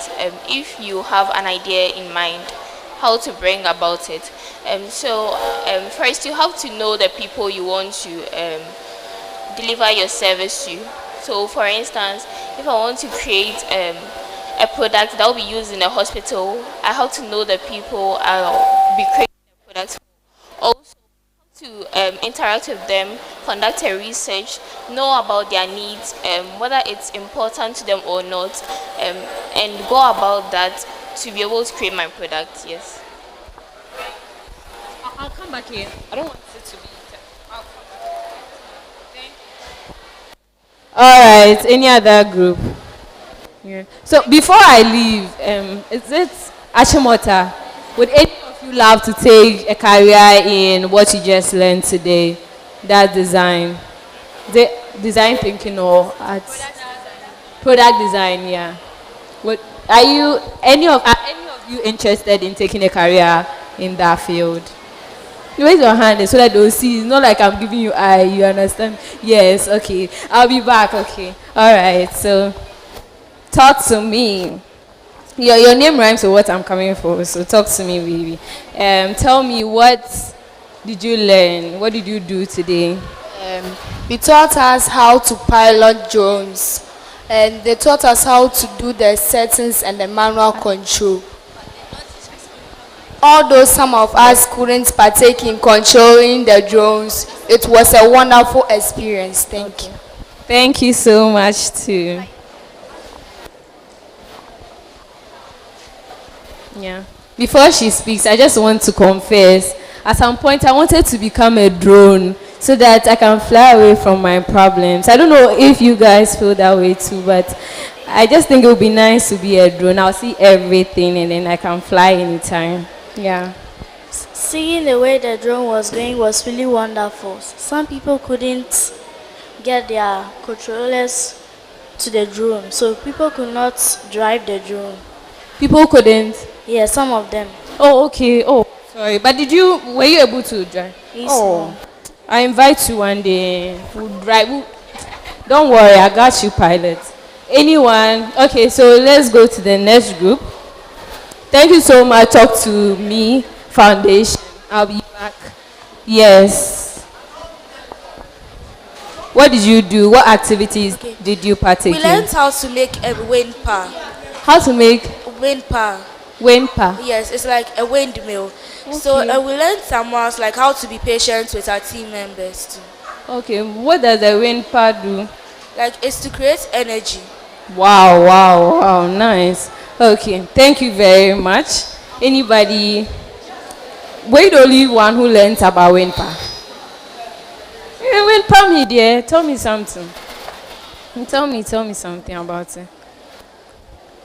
Any other thing you learned about wind power?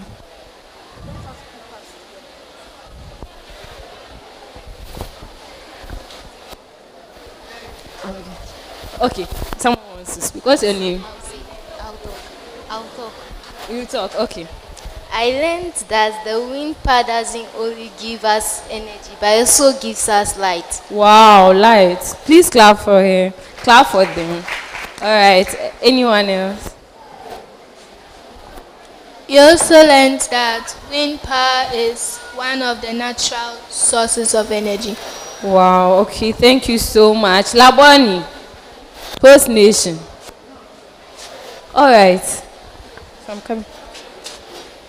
Hey.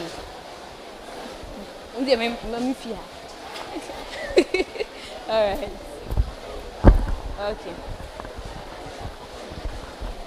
Okay, so we learned about AI, which is artificial intelligence, and we saw that we learned that that it's the development of computer systems to perform tasks that humans are supposed to do. So they solve problems, they make decisions, yes, and also they recognize our speeches, which is our voices. And we saw that in applications of AI is used in healthcare, education. It can help us in our studies, learn at your own pace. Yes, and also though we have the benefits of AI, but we still have challenges of AI. So it means that AIs can also make mistakes. They are bound to make mistakes. So that's what we learned about AI. All right, sure. Please, I'm giving gifts out, so be notifying those who are asking questions and all that. Thank you very much, my dear. So, I have a question for you. I'm not just taking from you. Me, I have questions. Do you think AI will take people's job? From what you learned today, do you think, what you think? Don't tell me what some journalist has told you. Just tell me what you think about, based on what you learned today. My other mic, please. I'll give you gifts, so don't take my mic away, but I'll give you. Okay, there. All right. Please. Sorry. Yeah. Answer to my question first. I need an answer to. Yeah. I need an answer. I think it wouldn't, because we learned that the AI depend Please, on. they can't hear you. Achimota, please, can you hear my Laboni lady? All right, please. We learned that it wouldn't, because I learned that AI depend on the humans for information and data. So like, if they were to even take people's jobs from them, they will actually depend on the people. Perfect. Thank you so much. Please give her a hand of applause. All right. Anybody else on AI? Any other thing want to add up or yeah? I'm coming.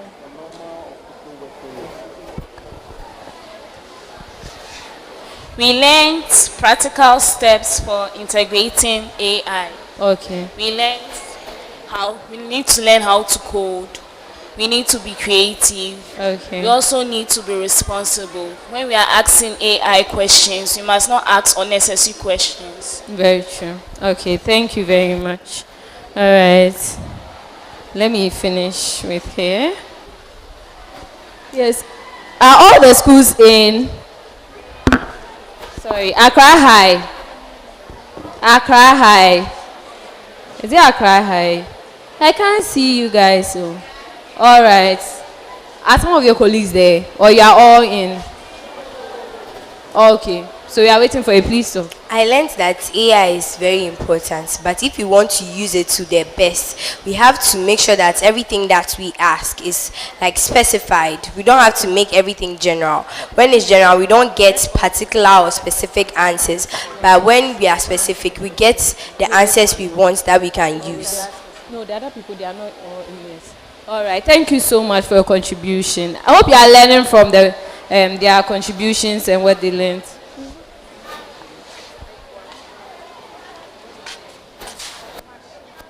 very familiar.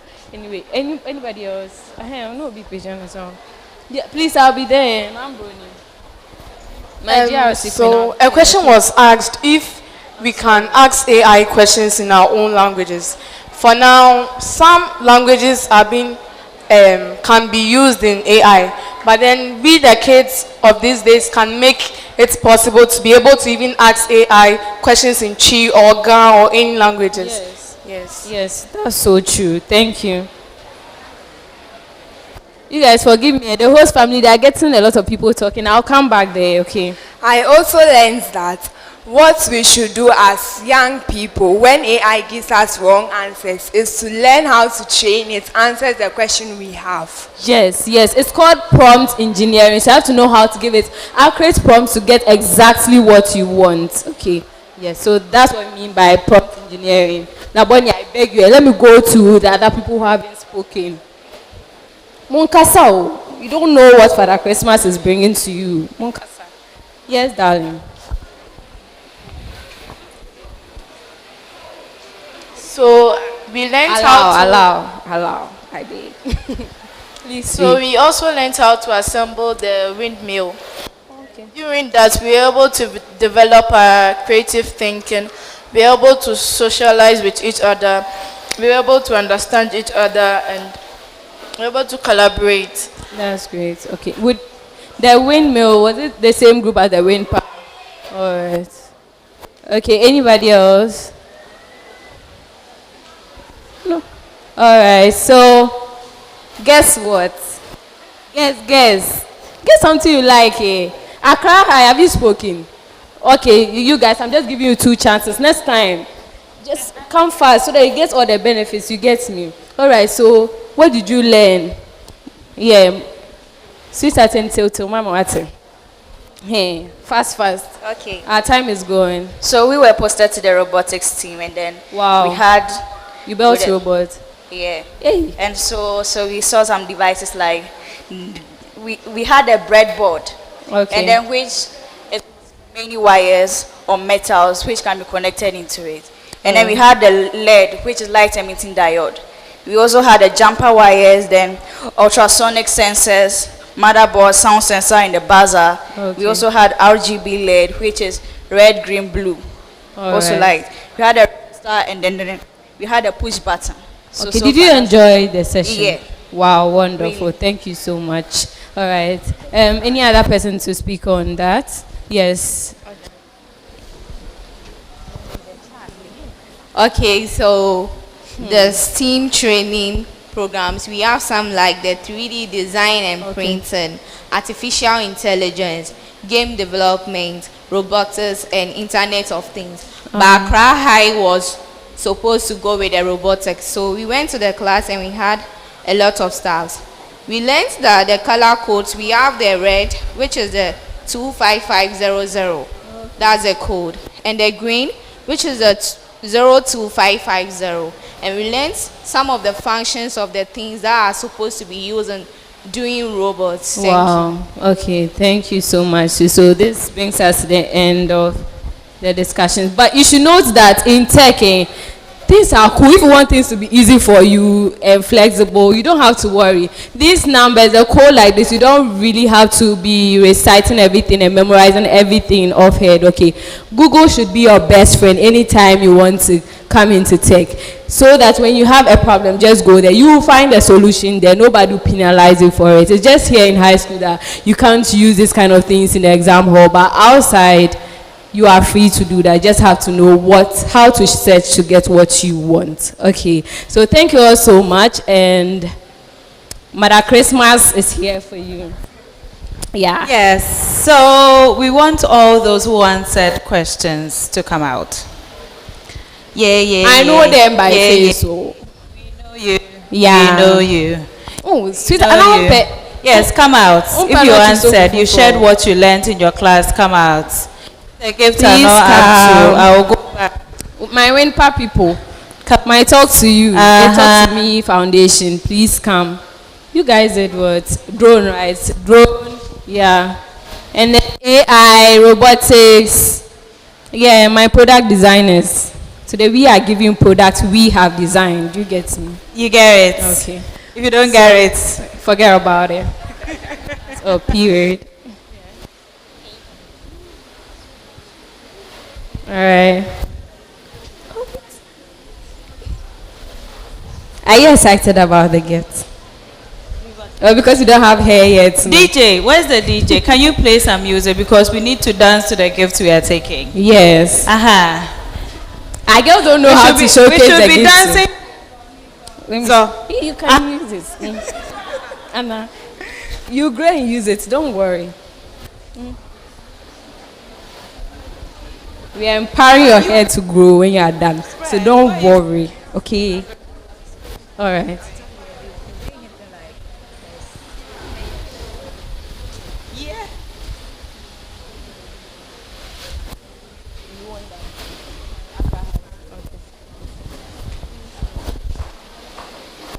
Wow, I'm glad.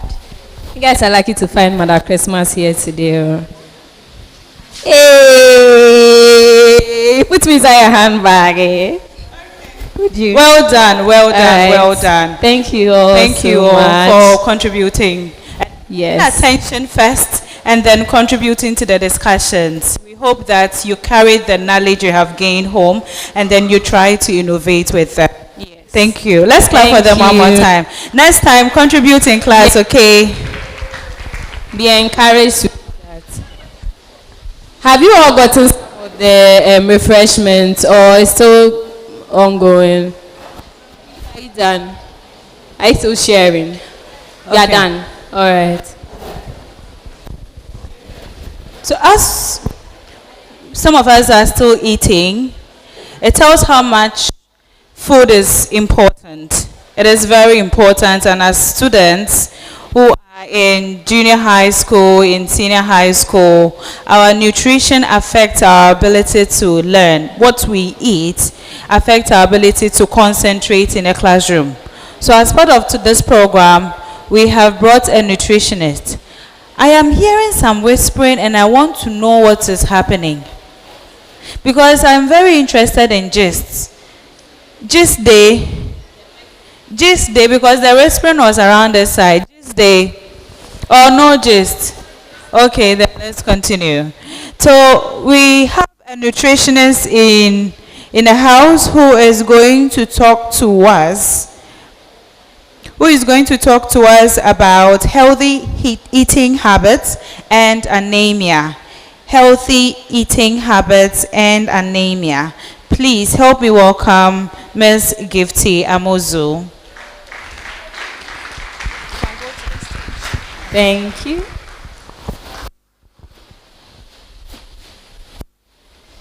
Hello. Hello. Thank you very much for this opportunity. My name is Gifty Amuzu and I'm a nutritionist. And I would like to talk about healthy eating habits. Please, who hasn't eaten today? You haven't eaten today? Are you sure? Hey. Someone is just drinking the malt and the person's hand is up. Okay, so all we have to know is food is medicine. You know food is medicine. You don't know food is medicine. Oh, then today you know food is medicine. Without food, we are not going to survive and will not be able to be alive now. So it's very good we eat healthy and stay healthy. So what I'm going to talk about is about how to eat healthy foods. We are all into junks. We are all into junks. If you see someone eating banchampesi with kontomire, we say the person is poor. Am I right? But when you see someone eating burger, pizza, shawarma, yeah, that person is rich. Am I lying?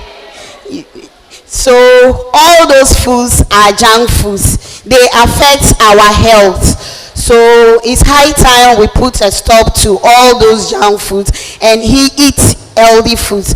So when we say healthy foods, what are some of the healthy foods? So the healthy foods are our proteins, the carbohydrates, and the nutrients.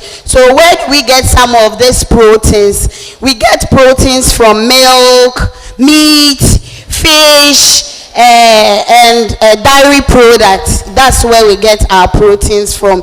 And what proteins does for us, it helps in repairing worn out tissues. It also helps in making the muscles and the body grow beautifully. If you don't have enough proteins in your diet, you will be looking very skinny, very sick, you understand. So proteins helps us a lot. And another thing that helps us too is carbohydrates. And where can we find our carbohydrates? We can find carbohydrates in our cassavas, our yams, potatoes and stuff. And our vitamins, we can find them in the fruits like oranges, banana, and the rest. You can mention them.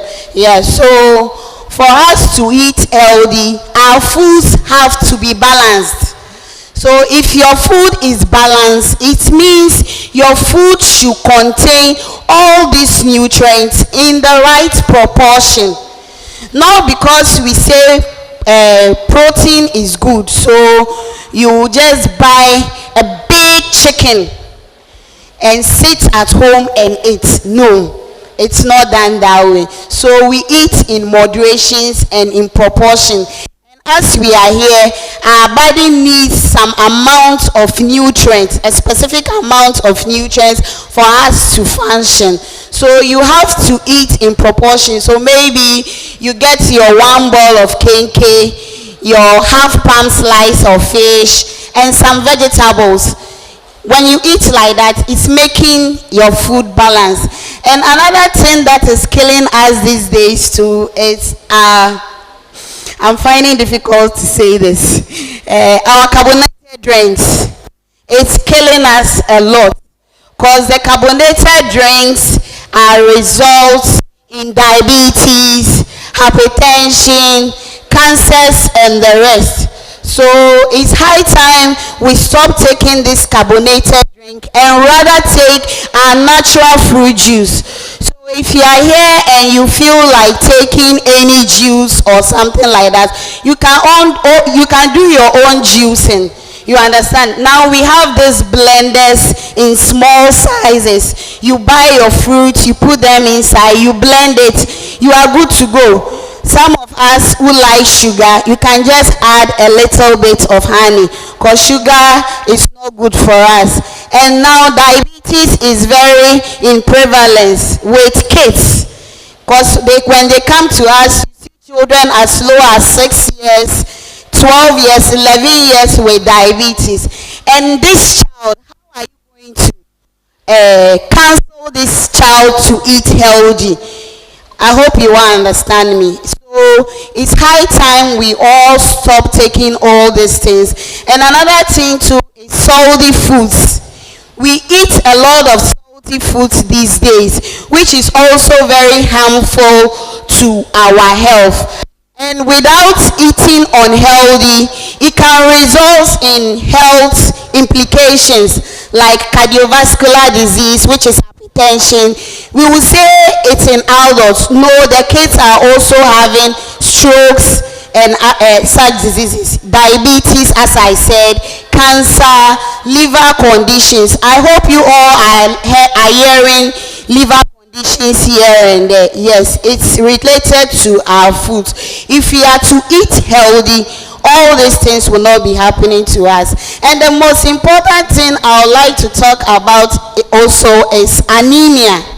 If you don't eat healthy, it leads to anemia. And when we say anemia, what is anemia? Anemia is when the hemoglobin is low. Or in a layman's language, you say the person's blood is low. So when your hemoglobin is not able to carry oxygen to the necessary organs, it's going to affect the human development. So as we are here, we study a lot, and what helps us to study is our brains. So if your HB is low, you see that it means the hemoglobin is not able to carry oxygen to the brain. So you sit beside your book and study from morning to evening, nothing will stick. So what are the causes of anemia? Some are born with it, those with the sickle cell anemia. With them it's hereditary, so we can't do anything about it. And the anemia, to some of the causes are iron deficiency. So when we say iron deficiency, it means there are foods that gives us iron in the body that will make our blood more. So the iron, when the iron is not rich in your food, you won't get the hemoglobin. So what are the foods that gives iron? So some of the foods that gives iron are green leafy vegetables, like the kontomire, the ayoyo, the boma. When you go to Bolgatanga, the upper is, I've worked there. They have a lot varieties of green leafy vegetables. So if you know any of them, you can use them in preparing your foods, which is very rich in iron.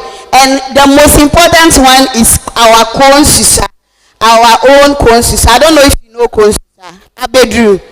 It's very rich in iron. So when we go home, we tell our parents to be using those vegetables in preparing food for us. Another one too is fruits.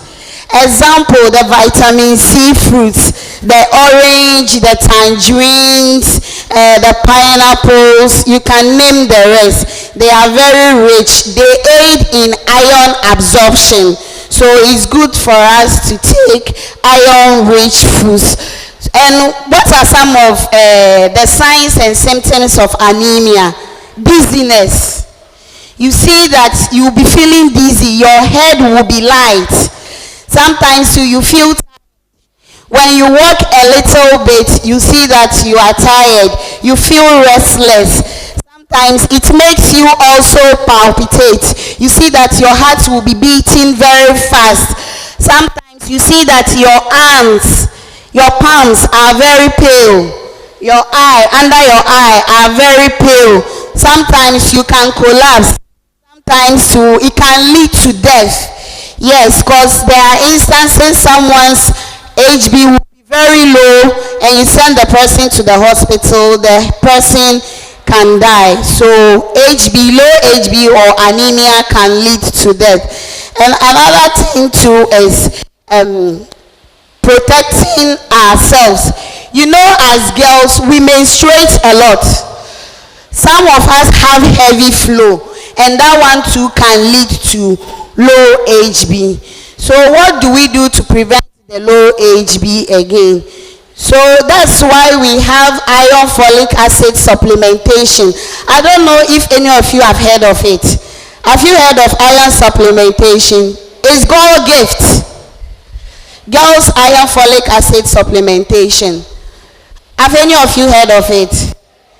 Yes, okay. So they come to the school and distribute this iron tablets to you people to take. And we've received some complaints that this iron folic acid makes you people fertile, those who are engaging in the other activities here. And it's true. So it helps to prepare you for when you are ready to get pregnant and deliver. So it's good for you to take the iron folic acid. So I will plead with you that when they come to the schools with the iron folic acid, kindly take it for your own good, because not everybody have the money to be buying the iron folic acid at home. So when they bring them to the school, take them and it will help reduce the anemia cases we have with us.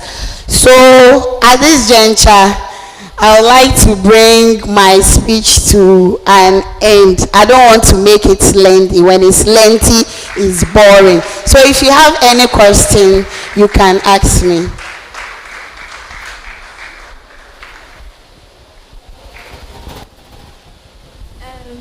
why isn't it advisable to eat junk food? Because the like burger, for instance, bread, it contains carbohydrates, and then the beef inside also has protein. So why do you say that it's not advisable to eat it? That's very good. And I was expecting that question. Okay, so the reason why a burger is a junk food is the bread is carbohydrate because it's made with flour, but they add artificial ingredients to it, which is very risky for our health. The artificial flavor, the seasoning and stuff, even the beef, some of them are not even rare beef. And you see, it's too sweet. I don't know if you notice that. And the mayonnaise or the ketchup they add on it.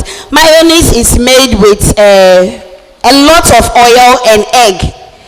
When you see how mayonnaise is being prepared, it will shock you. But we have some amount of oil intake we are supposed to take as a normal human being. As I'm here, if I'm to eat rice and stew right now, my oil intake should be 3 tablespoons for the whole day. You understand? So you can imagine, you can't calculate the amount of oil, proteins that are in the burger that you are eating. So that's why, and the ingredients and stuff, that's why it makes it junk. Most importantly is the artificial seasonings and stuff. So that's why they are junk foods.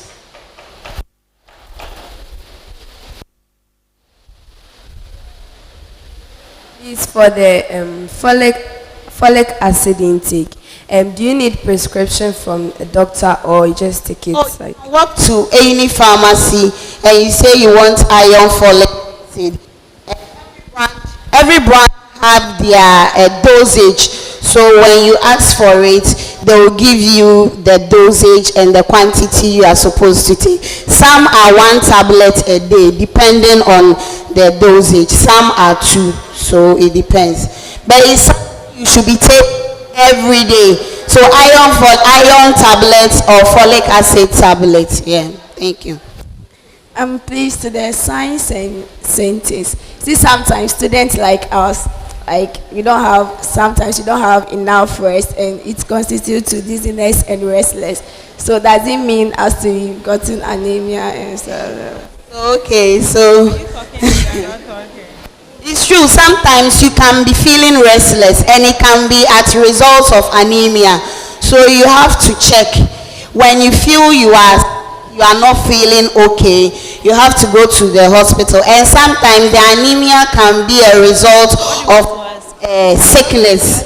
Some conditions can lead to anemia. So you have to see the doctor for them to check. Okay, please, I wanted to ask about the diabetes. You said carbonated drinks might be able to cause diabetes, but I heard that diabetes is not mainly caused by sugar, but it's by some fungi or so we have types of diabetes, type 1 and the type 2. One is the independent and one is caused due to dietary intake. So when you are having enough glucose and you are not to it, what do you think will happen? And so that's when your sugar level will be high. So we have the type 2 diabetes. So the one related to food is the type 2 diabetes. You read it from? Wow. Please, I read somewhere that taking in fruits is bad for your health. Is it true? Fruits, yes. Please, it's a big lie. Okay, thank you. Yeah, fruits helps us. It makes the skin very fresh. It helps in healing sores like vitamin C. You see that when someone is having flu, we tell the person to take vitamin C. And aside the artificial vitamin C, we tell the person to take in orange, tangerine, pineapple, any fruit rich in vitamin C. So fruit is very good. Then what of the vegetarians? You see, they are solely on vegetables and fruits, and see how they are strong and healthy. So fruit is very good for every human being. But in everything, there is moderation. I heard somewhere that taking painkillers during your period makes you infertile. Is it true? Makes you infertile? Yes. Oh no, it's not true. In painkiller during menstrual, menstrual pains. Everybody has their pain threshold. Some are very severe. Some needs to take painkillers to ease their pain. So that's why the painkillers are there. But just that too much of painkillers is very bad. But that topic is for another day. Please, I want to ask when to consider the supplement and the precaution to take in place. The folic acid. The iron folic acid. The precautions. Yes, and then when to consider the supplements. When to take it. Yes. We have one that is daily dose. So you take it daily. Some is 1 tablet, some is 2 tablets, depending on the brand. So throughout your life. So it's a food supplement. In case you are not getting it from the food you are eating, you are getting it from the medicine. Okay, please, I heard that they said some foods we take in cause us severe menstrual cramps. So I want to know some of the foods. Sugar, number 1. Sugar and milk. Milk to some people it causes menstrual cramps. So you have to be very mindful. So when you know your menstrual cycle and you are about to menstruate, you reduce the intake, all those things. Okay. In the case whereby in some restaurants or some eating areas, so that it's good that they cook the food without the salt. And then when you go to eat, the salt is on your table, then you pour it in the food so that you stir it and eat. But in that case, many people end up almost pouring half of the bottle of salt inside their food. And then want to also ask if that method is also the best way to go. It's the best. As I said, too much of salt is very bad for your health. So you avoid. I hope I've answered your question. Okay. Auntie, please, I learned that during your menstruation period, eating a lot of sugar get heavy flow. Yeah, it depends on the individual. Some do get heavy flow and some too it seizes their menses. The same applies to milk and Milo. Some it seizes their menses and some it gives them heavy flow. So it depends on the individual. So madam, please, with the folic acid, does it have any side effects? Yes, it has side effects, and some of the side effects is dizziness. Yeah, dizziness. You see that it makes you sleep, it makes you tired. So we normally advise you take it in the evening. So after taking it, then you go to bed. But the reason why the distribution in school is done during the day is because when we give the medicine to you people to send, you don't take it. And if you've noticed, we make you eat heavy before you take the medicine to prevent you from being dizzy or tired. So that's the side effect. Okay, Miss, please. They said when you are menstruating, you are not supposed to take in milk. Why? So as I said earlier, sometimes it causes menstrual cramps. Sometimes it seizes your menses. Your menses will not be flowing. So as I said, it depends on the individual. And also, if you say that the carbohydrate drinks are not good for the body, when you go to hospital and then they advise you to take in malt and milk, what about that? Case. I don't know where that notion came from. Malt and milk. Malt and milk has nothing to do with giving you blood or making you strong. Maybe at that particular moment you have to take medicine and you've not eaten anything, so they advise you to take in malt. But this issue is a serious issue I've been facing. Malt and milk does not do anything to the body. Some says it gives blood. It's a very big lie. Some too say Coke and how do we call it? Tin tomatoes. It's a big lie. It does nothing to the body. And another thing, some people to take their consusa, their bedroom with milk. That one too. Milk is an iron inhibitor. And vitamin C is iron. It helps in iron absorption. So instead of you taking susa with milk, you rather take it with any vitamin C, orange, pineapple, and you are good to go. So malt and milk, my dear, just taking it for Auntie, please, the blood tonic, does it also help with anemia? Does it? Also helps with anemia. Blood are rich in zinc, and every blood rich in zinc in preventing anemia. Please, how many times would you request for a girl to eat during her menses? How many times would you request for a girl to eat during her menses? I can't hear you. How many times should a girl eat during her menses? It depends. So it depends. Some people have appetite during their menses and some too don't. Me, I don't have appetite during my menstrual period. So it depends. So far as you are angry, you have to eat. But you have to make sure you eat in moderation. You don't overeat for you to become obese. Thank you.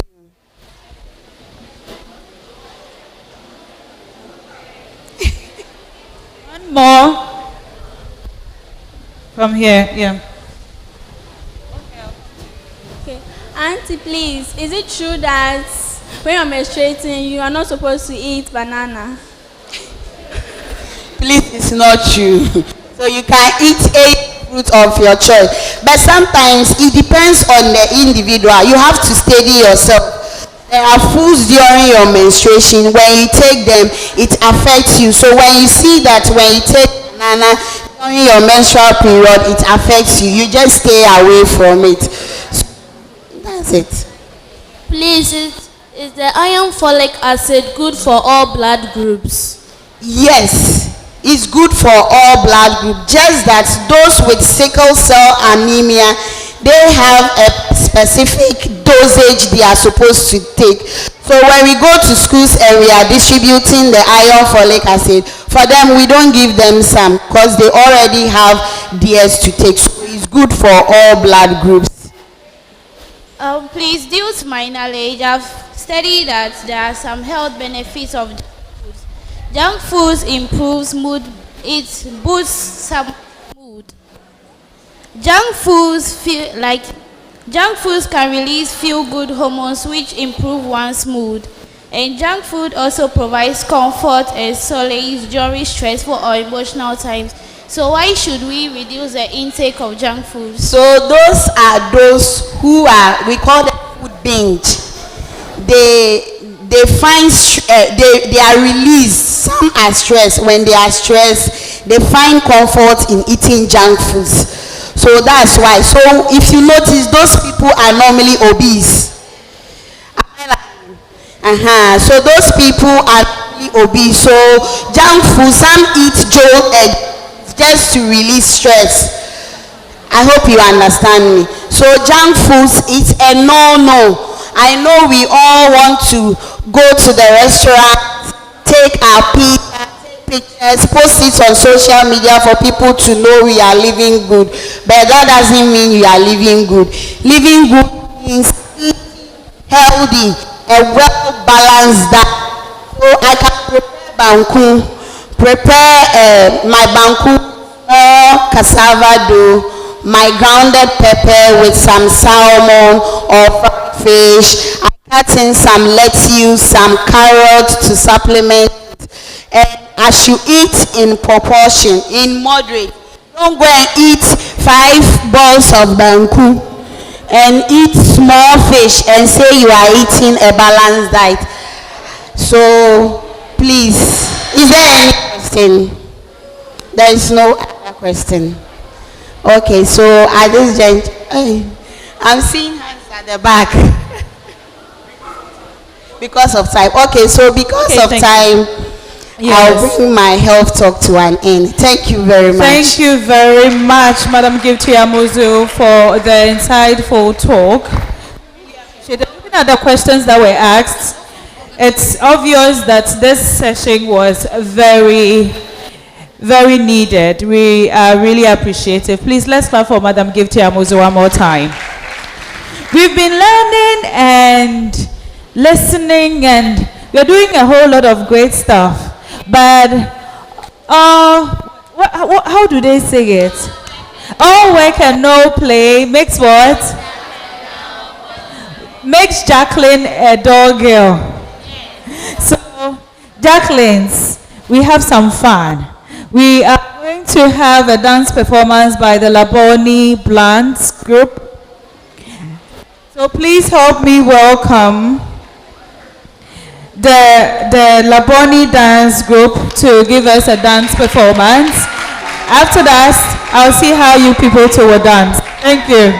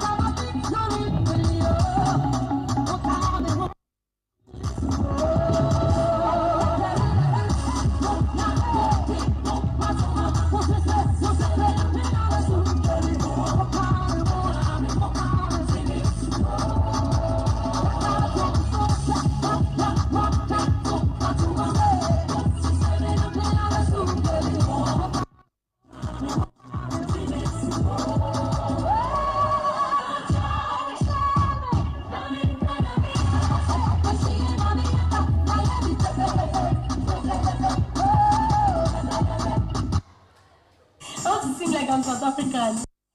Let's go. Let's go. Don't mind any rubbish I sing. Yeah. Let's just vibe. So now let's say I'm South African. Are you guys listening? Yeah.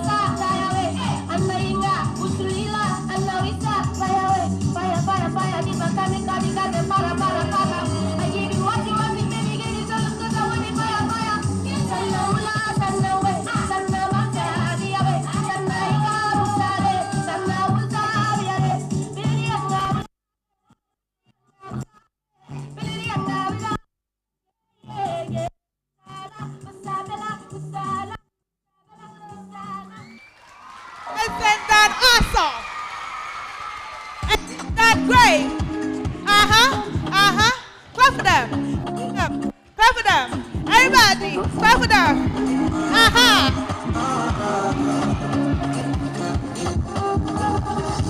I am at the front of my head, and nobody. I am at the front of my head, and nobody.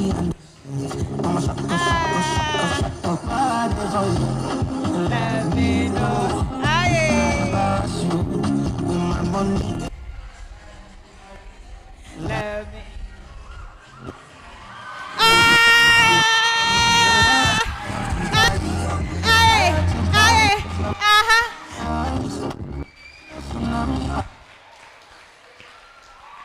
They sent me down to memory lane the times I used to dance. Stop it, stop it, stop it. If I boogie right now, before you tell me to dance, please stand up yourself. Stand up. One of you stand up, but let's clap for them. That was a wonderful performance. A wonderful performance. Now, people were screaming when it looked like one of them was going to break their neck, when he was doing like this, like this. Now rise up, everybody, and let's see if you can also break your neck, because you must dance as well. Yes, everybody, let's rise up, please. We've been sitting for so long. Let's rise up. And if you have great dance skills like myself and the Blunt Academy members, you can come to the dance floor and show us your talents. or someone will say talent. Great, DJ, let's go.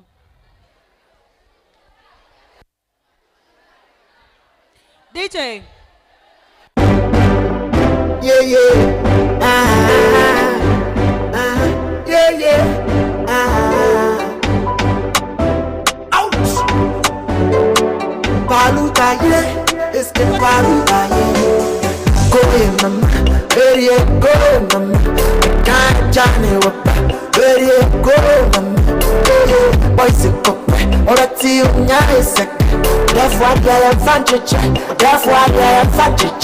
I'm a girl, Papa, baby, I am a dog, I am a dog. Papa, baby, I'm a woman, Papa, baby, I'm a dog, I am a dog. Papa, baby, I'm a dog, baby, I'm a Paluta, yeah. Papa, baby, I'm a woman, Papa, baby, I am a dog. Papa, baby, I'm a dog. I am a down, oh I am a down. One bit sick away, one bit like now. Oh sissy fiani, check your personality. Oh I'm the money, no salmon in the man. I must say, my good time, I must say, I must see you, I must say, my good time, I must say, my salmon in the man.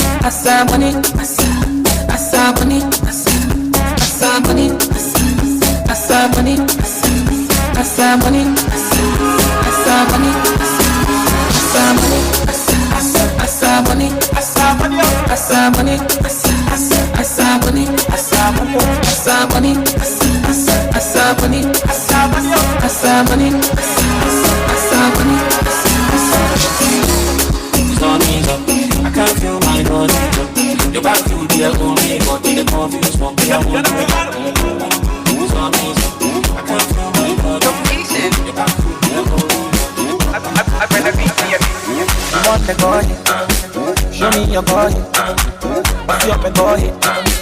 And the money boy, so you want the boy? Show me your body, what's up and boy? And the money boy, mama, boy,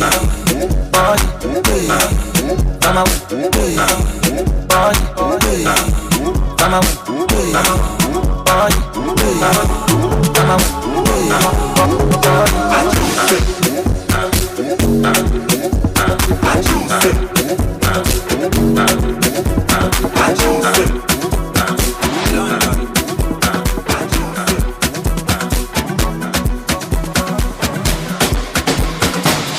hello, with everybody for help.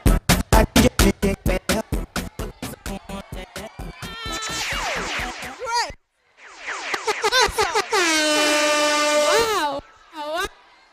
The girls have power. We have talent in the house. Clap for yourselves. Clap for yourselves. Wonderful, wonderful. Oh my goodness.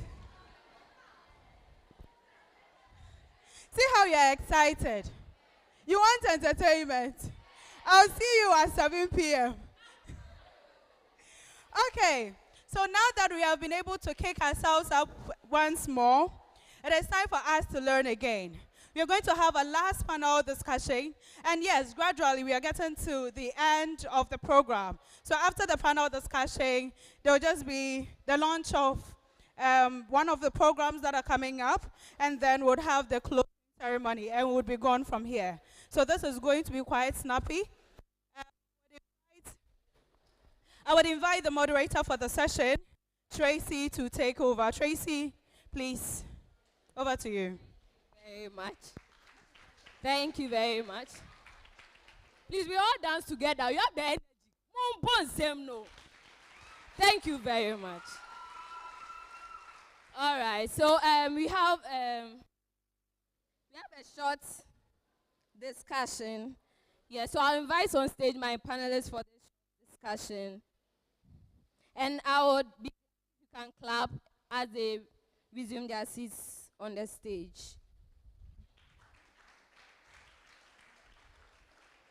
All right.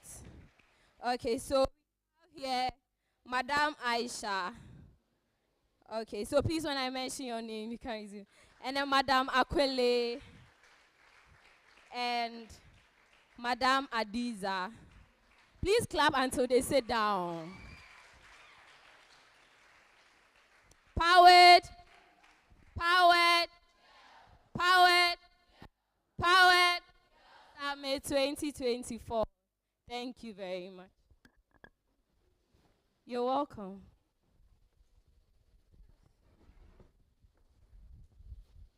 Can you all see us clearly? All right. Now I can see no one is sleeping. That's why. Okay, so please, you're welcome.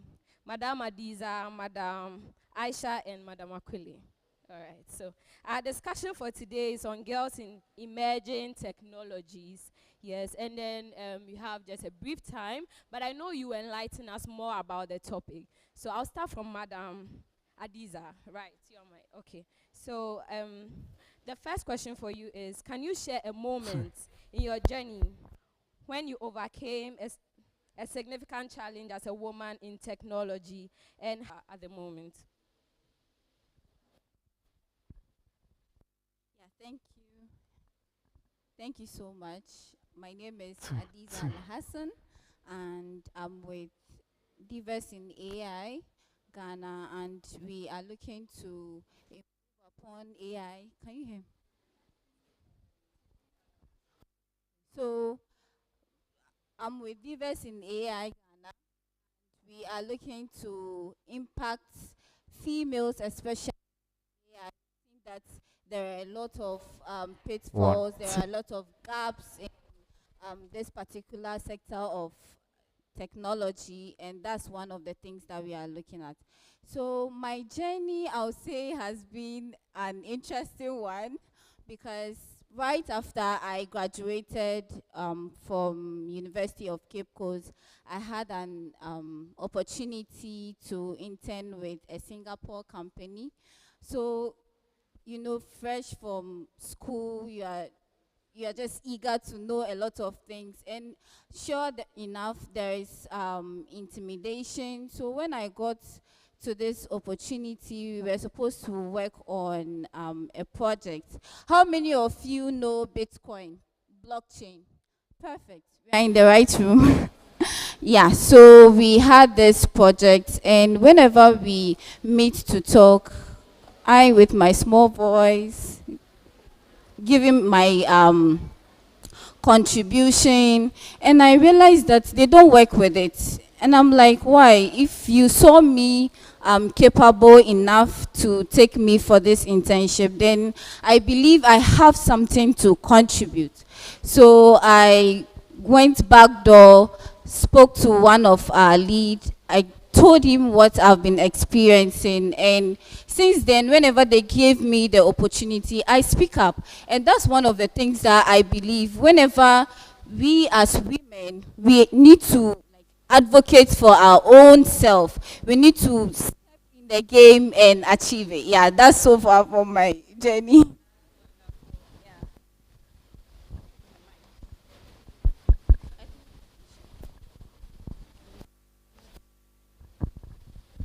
That's great, and that's wonderful. Okay, so we learned a lot from what you said, and the takeaway is that you should learn to speak up. Okay, if somebody has trusted you with something, know that they can trust other things in your hands, but you have to speak up and let them know that you can handle it. Okay, so we'll take the next one from Madame Aquile. Yes. All right. So, what inspired you to pursue a career in emerging technologies, and who or what were your biggest influence? Yeah. Thank you very much. I hope you can all hear me. Okay, so just like she said, my name is Akwele Abena Okai, and I have a startup in emerging technologies, and I'm the co-founder. So just a backstory. I didn't start off in emerging technologies. I did general science in senior high school. How many of you have heard of Abri Girls? Yes, thank you very much. That was my school. I did general science. I went to University of Ghana to do biochemistry, cell and molecular biology. At that time, I hadn't heard of any course like that. You know, this computerized system, you choose a course. I chose medicine. And then my second choice was biochemistry, but I didn't know anything about it. So when the result came and I got in school, they gave me biochemistry. And I got in touch with some of the lecturers because one of my grandparents worked as a lecturer in the university. So he told me that, oh, the biochemistry is good. It gives you a lot of opportunities, so I should continue in it. So I was like, okay. He even told my parents, he convinced my parents, because my dad was like, oh, I know someone in the medical school. Let me go into medical school and then tell them so that they'll admit you. So I was like, oh, it's okay. Biochemistry is fine. So I did 4 years in biochemistry. And then after, I did my national service at Noguchi Memorial Institute. How many of you have heard of Noguchi? It was very popular during the COVID. Yes, so immediately after national service, I started learning software engineering and then software development. That's when I started building a startup. I built a business called Vista Edu, and currently I have another one called Revela. Revela is basically, how many of you are like very particular about your skin, especially the women? You know, sometimes you want to step out and then there's this big pimples that appears on your face. And it's so scary and you don't want anybody to see it over there. It sometimes affects your self-confidence. So if there's one thing I want you to take out of this whole panel session, I want you to improve on your self-confidence. Have self-affirmations, right? So basically what my startup is doing is helping young women boost their confidence using artificial intelligence. So my startup is basically that platform where you take a picture like a selfie and you're able to get analysis of your skin. So you get to know your skin tone, your skin type, if you have any skin condition, if you have any acne, it tells you, and then it recommends products for you based on the skin businesses that we are in touch with. And so that is how I got into emerging technologies. And one thing that I have learned, I didn't have anyone having a blueprint because emerging technology is still new in Ghana and even in Africa. And beauty technology is still very new. But I got mentors along the way. I got people that I could look up to in the field. I went to MEST Africa. How many of you have heard of MEST Africa? Okay, so MEST Africa is a technology institution that trains you on running a business. And currently I'm an advocate for young people learning software engineering and starting their own startups. One thing it does for you is it opens your mind. It opens your mind to the world. And if you are solving a problem with technology, that means that you can even be in Ghana, be in Accra, and solve a problem for someone somewhere in another part of the world. You understand? So one thing I'm also leaving you, in addition to the answering of the question, is for you to learn as much as you can. Today you'll be given a lot of opportunities that people like you don't have access to. Don't take it for granted. Now there's this program called ALX Career Pathway. How many of you have heard of ALX? ALX has this program for senior high school students like you. It's not imbibed in your curriculum, right? It's not in your curriculum. But when you go on vacation, go check out ALX. They have this program for senior high school students like you where they teach you about some of these emerging technologies. There's also this program called G-STEP. How many of you have heard of G-STEP? Yes, I'm not supposed to say it, but I'm also So, yes, for G-Step, it allows you to build products with technology and application of science. So get into programs like this. You don't need your teachers to tell you everything. They don't know everything. The internet is broad. Do your own research and learn new things. Learn about how you can also start your own business. And if you need any guidelines, we are all here to help you, okay? Thank you very much. Thank you so much. I must say you have a beautiful skin. Yeah, so I'm going to download it and also try out some of the products on there. All right, so thank you very much for enlightening us. And then on to Madam Aisha. Yes, please tell us, how do you balance personal growth and professional demands in a fast evolving tech industry? Okay, I think this is a very big one. But before I start that, just to add to what Akwele said about the G-Step, I think when we had the, was the Q&A session, there was a lady, a girl from this side. What's the name of the school? Accra, and she was talking about the issue with the back home, about the water or something like. So that is, I think, what we are doing with G-Step right now. So you can apply, tell them your idea, that you applied for that already. Oh, okay, that's good. Please, when you are done, see me, please, I beg you. So, so the question was how to balance. This is a very big one. So I have to like tell a story before I can tell you how I do it. So this is a safe place, right? So because I'm bringing myself out here. There are cameras there. Okay, all right. So I don't know if my colleagues know it or something like that. I'm a single mom of 2 girls, and I mean, I stay with my mom and I stay with my grandmother. So like this is like a very big responsibility because I am responsible for like all these people, whether I like it or not. So like it's just so much. And there is like the career, because I mean, I have to like chase that career. So like balancing it, I don't know. I just take time because it's a lot. I have to learn, I have to work, I have to take care of this and all that. That is too much. So personally, what I do is, I mean, my first thing was that I didn't take up any 9-to-5 job because I know how much that can do. So like I had to like learn more and like to be able to like stand alone on myself. So the other thing I do is like I try to like create a balance by, okay, if those that know me, like I'm into tech events, so I do events a lot and all. I can go like a month with going back and forth with it, and like it's so tiring. I won't lie to you. So like what I do is I just tell myself I create a day, maybe 2-3 days to like just rest. Because trust me, burnout is real, and like I've gone through that phase like a lot of time.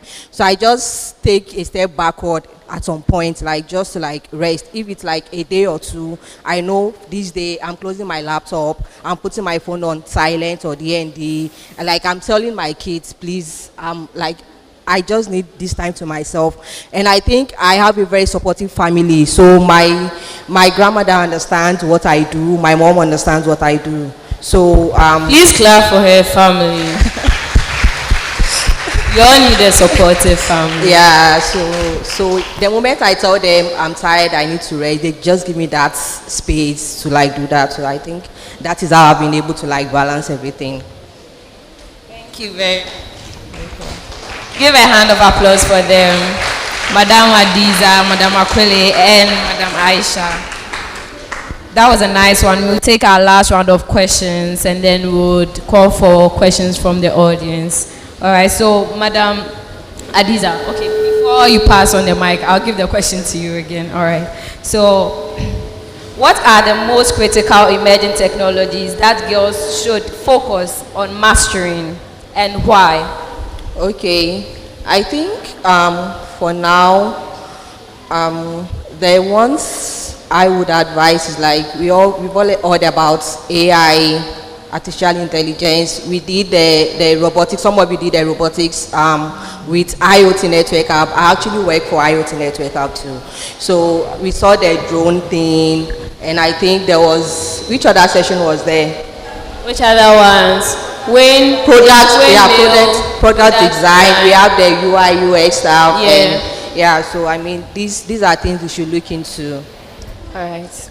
Thank you very much. Please pass on the mic to Ms. Akwele. All right, Ms. Akwele, how can organizations, schools, or communities create a more inclusive environment to encourage girls to enter and thrive in a tech field? Okay, so organizations, schools. So first of all, I want you to give a round of applause to the organizers of this session. InnovTech. You guys are doing amazing. STEM Center, yeah. Organizations like this coming to schools help you as students to really understand what's going on in the future of work, in the work that you're about to, the job system that you're about to enter into. Now, one thing that you may have heard around town is that there are no jobs, in quotes. The jobs that are currently in the system are very few and niche, and you need to know people to get access to some of them. However, one thing emerging technologies does for you is wherever you are in the world, you can still get access to digital jobs that will help you in your career.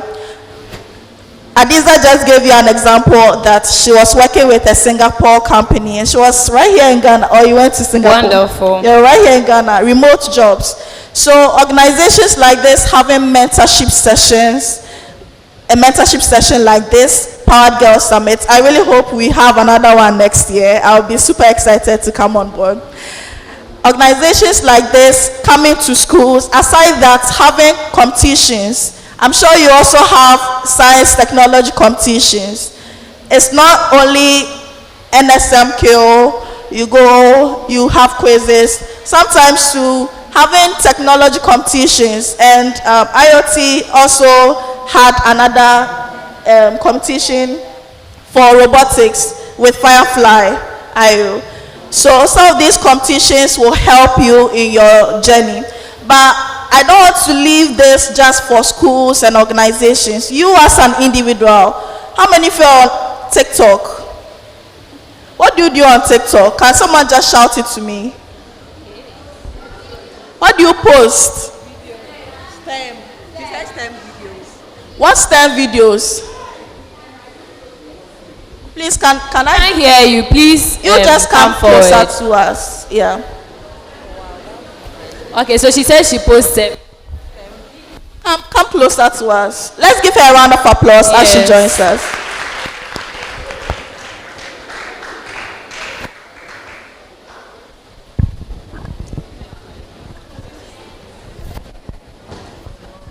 So I offer STEM in Accra High School. So mostly we'll be given a project. When we do it, we upload it on TikTok. That's my page. I handle it. Hexa Queen. Yes. Let's all follow her on TikTok. Thank you. Let's give her a round of applause. Any other person? Okay. You had a session with Joy. Joy is a content creator. I'm sorry for putting you on the spot. Joy is a content creator. Right from wherever she is, she's sharing opportunities. So basically what I'm trying to tell you is you don't even need organizations to come to you to share STEM related activities. You have phones. Go online, search for opportunities. You can be a content creator. Maybe you can do your dances and everything, and then you have the text on screen, sharing opportunities that you found online that can benefit young women like yourselves. You've immediately created a job for yourself. Mind you, some of these big hubs, MasterCard, currently what they are doing is they are sponsoring tech content creators. You understand? Tech content creators can even get jobs just by associating themselves with the right organizations. Okay, so if you are a content creator or you find joy posting online, don't let it end there. Be consistent and post relevant items. Whatever you are learning in school, if you've been offered an opportunity to be a part of G-Step, don't let it end there. Make sure you are posting online. There's this platform we call LinkedIn. How many of you have heard of LinkedIn? Now, how many of you are on LinkedIn? Now the hands has dropped. Go and learn more about the platform called LinkedIn. And it's a professional community, social media for professionals. Right from where you are, if you are posting about what you are learning in school, you'll be shocked. Go and ask Jonathan, Innotech STEM Set. He will tell you that most of the opportunities, most of the grants that supported his organization, they got access to him via LinkedIn. You understand? Are you following me? So learn the relevant social media, LinkedIn. Go and learn more about it. If you join LinkedIn, connect with me. My name is Akwele Abinaokai on LinkedIn. Don't worry if you've not posted anything. I'll help you out. Okay? Note her name down. Okay. All right. Note Thank her you. name down. Okay. So from here, when you go home, connect with her on LinkedIn. But first, create an account and then you can connect. I'll let you know all of them, their handles, so that when you go home, you can connect with them. Okay. Thank you very much. What's her name? Joy, please, we didn't see you. How would we find you and connect with you? I'm a content creator, but creating content, you have to collaborate a lot. It gives you exposure. You're able to learn from others. So please, let us see you, okay, so that we can come to you for help. Let's give her a round of applause. This is a sister help. So yes, please give her a hand of applause for her. Thank you. All right, so let's head on to the next topic. Question, sorry. Madam Adiza, I got this correct, right? All right. Okay. Pardon. Okay. Okay, Adiza. All right. So my question for you is, what advice would you give to young girls looking to innovate and make an impact through technology, especially in resource-limited settings, like she mentioned? Yeah, definitely. Thank you so much for the question. Before I come to that, I wanted to even span on the LinkedIn issue because I got another job on LinkedIn. The guy just contacted me, said, oh, you are into web development, data science. How can we connect? And I got the job. So I think it's a big platform for everybody. Everybody say wow. Yeah, so tapping it, okay. It will reach your turn. All right. Definitely. So to come to your question, I think when I was back in high school, I went to Accra Girls Senior High. How many of you know Accra Girls? Yeah, I think there is an alumni back there. Yeah, so when I was in Form 3, you know, when you are in Form 3, you don't know where you are going to, you don't know your next step. So I followed my brother to a session at Kolebu. They were talking about tech and they were talking about how women are needed in that space. So, and funny enough, it was just like this setting and all of them were male.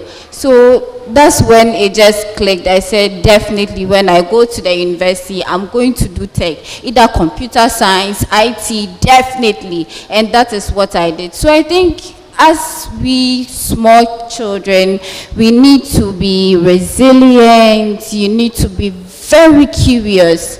If someone is doing something and you've never heard of it before, do well to more of understand what the person is doing, and I know it's going to be better. Yeah. Thank you very much. You're welcome. All right, so questions. It's time for questions. This was a brief discussion, but I know you've learned a lot from this. And it's not just about listening. It's about doing, taking the step to do and practice whatever they've mentioned here. At Northtech STEM Center, they are into a lot of skills development. If you want to learn how to code, there are a lot of coding languages. You can mention some. Can anybody give me one of the, yes, coding language? Python, give a hand of applause for her. Yes, at the back. Yes, okay. JavaScript, give a hand of applause for her. All right, yes. Wonderful. Please give a hand of applause for her. All right. So there are lots of languages, and then they can solve a lot of problems. And at Innovatech STEM Center, aside coding, they teach how to build projects, 3D, and all that. So don't worry. There are lots of organizations out there that are ready for you. And most of the organizations, although sometimes when you go there, you are supposed to pay for a training or one or two, they have foundations that if you don't even have the funds, they can help you out. Others who are for free, like you have the resources, unlimited resources. The problem out there right now is that people have a lot of the resources to the extent that they don't even know which of them to try out, and now they get confused and they don't want to try it any longer. You get it? But I want you to be assured that robotics or any STEM course you are doing here in school, STEM means science, technology, engineering, and math. It doesn't end here.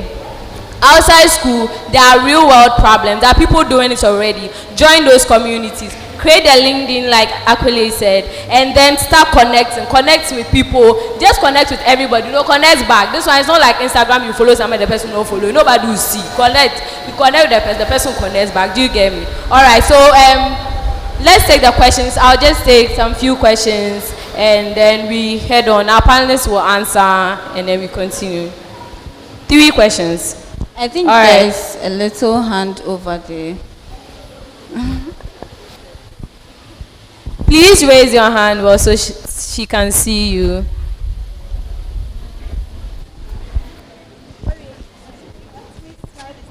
Stand up and ask your question. Please, I want to ask if you had any people who mocked you and how you dealt with them. If you had anyone mocking you because of your idea, then how did you deal with it? Hello, am I audible enough? Okay, mine wasn't because of my, okay, let's say because of my idea. So going into tech, I didn't have a tech background. I did nursing from the beginning. So when I decided to like transition, I applied to Wisconsin.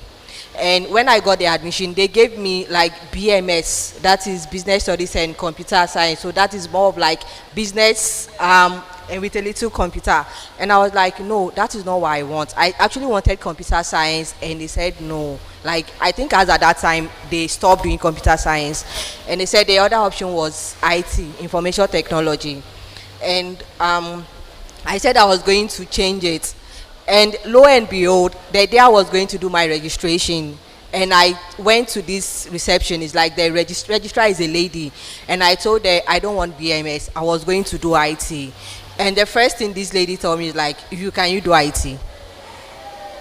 And I was like, what do you mean can I do IT? And she was like, but you girls, you come and say you want to do IT, and like at the end of the day, first semester, you come and change it back that you don't want. And I'm like, but I'm not those girls. At least give me the chance. And like this, like she said a whole lot of things. And I was like, I am doing the IT. And like right there, and I told myself at that spot that like, no matter what it takes, I'll make sure I finish through this and I'll go further. And I finished my first degree. I did my national service. And I think a year after, I was able to like go into my master's in data science. So, Well done, Aisha. Thank you for sharing your experience. Yes. So I hope she answered your question. She was mocked that she was discouraged, but she still pursued what she wanted. Yes, darling, please go ahead with your question. Please, what's the main plan for empowering girls into digital world or STEM? Plan. Yep. Main plan. All right.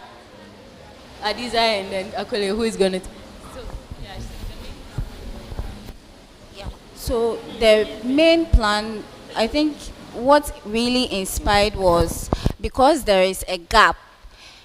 whenever you hear tech, as she said, people knew that it's guys. Whenever, even today, when you are in the house, you can't function your TV. You are looking for a guy to come and do it because you have this mentality that only guys can do tech stuff. So we saw that there is a gap, and it's an opportunity. It's like every other person can be able to do it. That's why nowadays there are a lot of institutions like MasterCard, this GSEP, all of those are making sure that women are in the tech industry. Yeah. I just want to say something in addition to that. That what's the main motivation? The motivation is that you can also do it. You can be whoever you want to be. You don't need to be in a box. You don't need to be trained that okay, just because what you have this opportunity, that's the only thing that you can do. Whatever you are thinking about that you want to do, you can actually do it. Now we have the internet. You can have access. You can even have your master's degree remotely. So the opportunities that this internet has brought is endless. And like Aisha said, once you have put your mind to it, you can do it. And man, woman, male, female, gender, it doesn't matter. Once you have the ambition, once you have the passion, whatever you put your mind to, you can do it. That's our motivation. Thank you. Sorry, I want to add something little. So like after registration, and I started class, and like I realized I was the only lady in my class. They were all guys, and like being the only lady, and we started, and you see, it got like we have to like select a class rep and all. So I mean, everybody selected me, but there was this guy that stood that like there was no way a lady was going to be his class rep. So even though he had no, so he took it upon himself that like he would be the class rep, but I will be his assistant. And I took it like that. But trust me, all the work I was doing it because it doesn't even come to class and all. And it got to a time I was so serious with my studies and everything, and like my lecturers saw how serious I was, and like there are times when if I am not in the class, the lecture will not go on. So that is me, like that is me standing on what and I doing more. Thank you so much. We'll take the another question from here, Laboni. Yes, as they get the mic there, I would like to let you know the women you have there. Okay. The women you have here are wonderful women. The mic will get there, please. Okay. Please, I wanted to ask that in case you have the edge to do STEM but everything around you, like environment and everything around you is so discouraging, what are you supposed to do? Okay. In case you want to do STEM and everything around you is so discouraging, what do you do? Find a mentor. That's it. Find a mentor and be serious with a mentor. So one thing is okay. Okay. So who is a mentor? Wait, I want answers from the audience.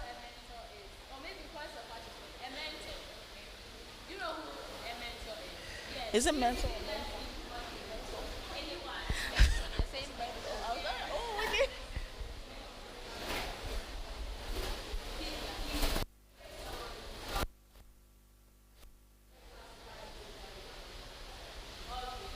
A mentor is someone you look up to, who you aspire to be. Basically, find someone in the space where you want to get to. One thing that really helped me is having a direction. After this session, I want you to go home to your dormitories, to your home, wherever you are coming from, and put it down in your book somewhere where you want to get to, where the skills that you've learned from this session, you want to take it to. And then once you have access to the internet, find different courses. I'm sure Aisha has mentioned data science, cybersecurity, robotics, whatever. find the one that you want to do, and then find someone in the space. When you go to a platform like LinkedIn that I shared earlier, you can just search for the course or the job that you are looking at, and you find all the people who are in that jobs.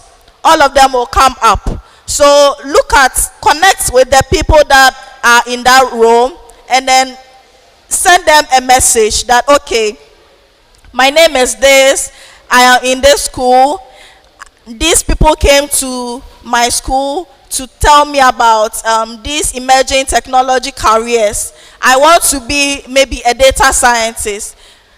I have seen that you are a data.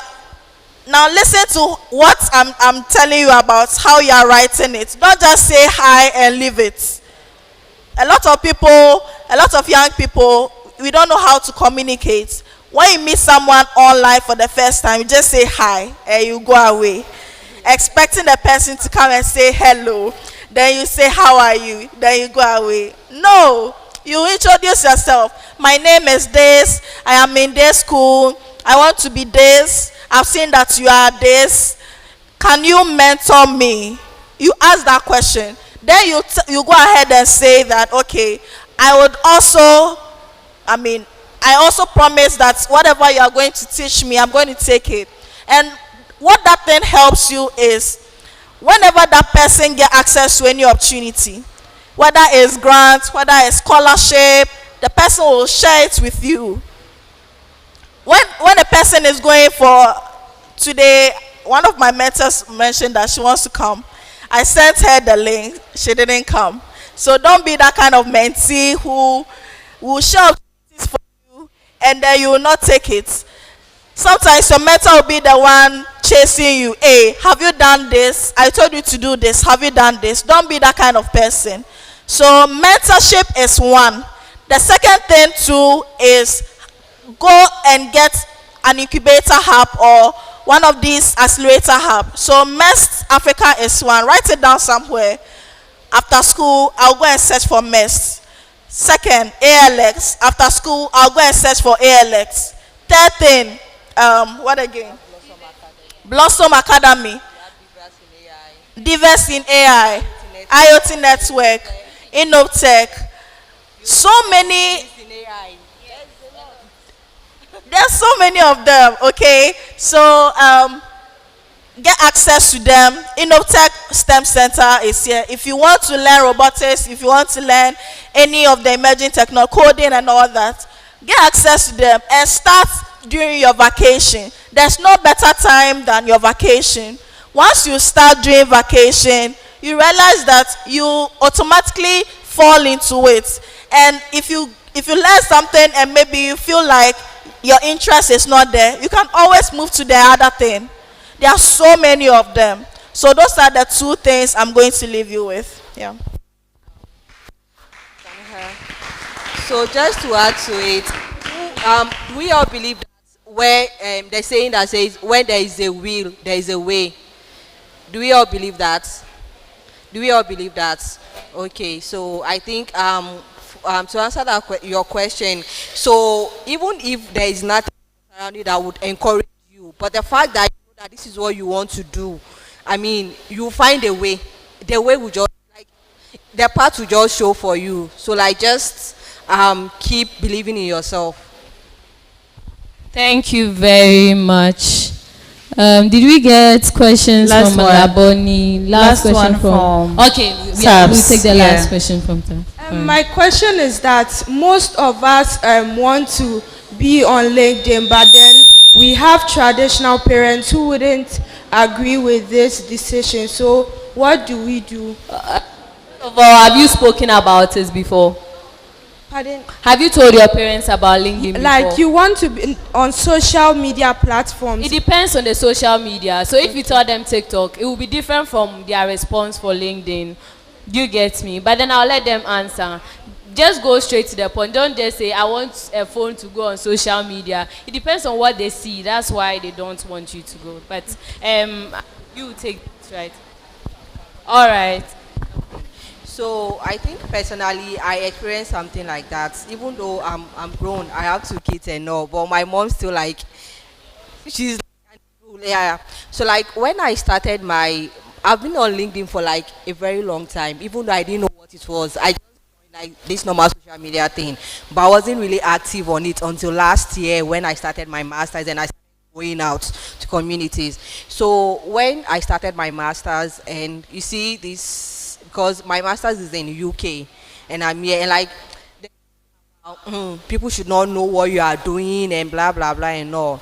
But then I attended Shiko's Africa and like some other summit, and like I saw everybody's putting whatever they are doing on LinkedIn and they are getting. So I got home and I told my mom, no, I got home and I posted that I just started my career in this on LinkedIn. And I think one of my cousins came to the house like a few days later, and like she was saying, oh, congratulations, you did this and that. And my mom was surprised that how did she get to know it. And I was like, oh, it was on LinkedIn. And she started calling me bitterly, like, why would you put it out this and that? So I just took my phone, I went on LinkedIn and I show her, like I just showed her like what LinkedIn is about. I was like, look at this person, look at what she does, and look at this. And I was showing her, like I explained what LinkedIn was about to her, and like she said okay, she thought it was just ordinary. And like I started getting like referrals on LinkedIn. I got people to like message me, this is what you do and blah blah blah. Like I started getting gigs on LinkedIn, and I get it and I show it to her that look at what is it. And like since then, like she doesn't even like if I'm going anywhere, I'm doing anything, like she just keeps encouraging me, like you just keep doing it. Yeah, so Okay, so she has said basically what I wanted to say, but I want to say something around. So LinkedIn is the best platform, but there are other alternatives, right? So I currently host a podcast. How many of you know what a podcast is? Yes. I'm a co-host of this podcast called Building Bites. So you can write it down, Building Bites. On Building Bites, this is what we do. We've spoken with people in the tech space, people who have careers in the tech space, people who are building with emerging technologies. So these are like big people, right? They are sharing their journeys, they are sharing their stories, how they even started their company, where they got the support, where they got the funding. So as they are teaching you, you're also putting down some ideas. Hello? We are putting down some ideas. Oh, if I actually want to be a data scientist, this is where I should go. So Building Bytes podcast is one. Another thing is tech communities. All three of us are in Google developer groups, Accra community. Tech communities, what it does for you is, it's just like how we've had an event like this. You meet someone who is in data science. You meet someone who is doing something in artificial intelligence. You meet ladies like you who are doing big things, and you are inspired, you are motivated. Hey, if my age mates are doing this, then me too, I can do it. You understand? So tech communities, when you're on vacation and you hear that, oh, there's DevFest. DevFest means Developer Festival. Or it's one of the events that GDG Accra we host. Or even if it's an online event, it's a tech online event. You can even Google tech community online event or tech in-person event. As you join, as you meet people, as you have conversations, you realize that people are doing a lot. You think that you are okay where you are. Maybe you are in school, your parents are feeding you. People like you are doing so much on the internet. People are like you are creating content. They are sharing so much information. And a lot of people are getting jobs. She gave you the instance. I went to an event 3 days ago. So I was like, Akwele, you've been posting on LinkedIn. Can you manage the LinkedIn for my company? That's the job. And I'm not even supposed to be in the company 9 to 5. I just come, train the people. If they have to do video, I'll show them, okay, do this kind of video, post it on LinkedIn, use this kind of caption. That's it. That's my job. I'm done. I'm gone. I've taken the money. The world goes on. You understand? So, thank you. So there are so many opportunities out there. and you have been privileged to get this information, don't sit on it. Share it with other people. When you go home, talk to your mom. Mommy, there's this platform called LinkedIn. I know that maybe you don't like social media, but LinkedIn is different. LinkedIn is going to give me my next job. When you tell her something like this, you think she will not let you on LinkedIn. Hey, okay, thank you.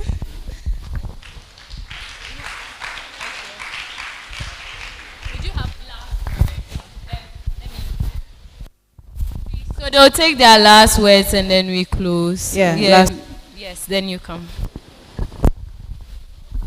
Yeah, so my last word would be, as they said, mentorship is very, very important. We as young people need to find mentors. You don't really need to go far away on the internet. You even have to just look around you, your parents, your sisters, they can equally be your mentors. And also with Divers in AI, I'm part of Divers in AI, we are currently taking in people to mentor them into deep learning, artificial intelligence, data science, and most importantly, help you throughout your journey. So I think this is my last word. Just keep on working on yourself, and I think it will be fine. Yeah. Okay, I've already said my last word, but I'm just going to reiterate it. Confidence. Say it after me. Confidence. Say it like you're confident. Again. Again. Confidence. Yes. Confidence can take you places. No, say it. Confidence can take me places. Confidence can take me places. Again. Confidence can take me places. Don't let anybody look down on you. Even if you know they're in tech, tell everybody that you know them. Tell them so much that they know that you know them. Are you with me? Confidence is something that is going to take you so many places. I know a lot of people. When I was at MES, I met people from about 19 different African countries. Nigerians, one thing about Nigerians is if they know digital marketing, content creation, they will come and tell you that they even know how to give you 5,000 followers.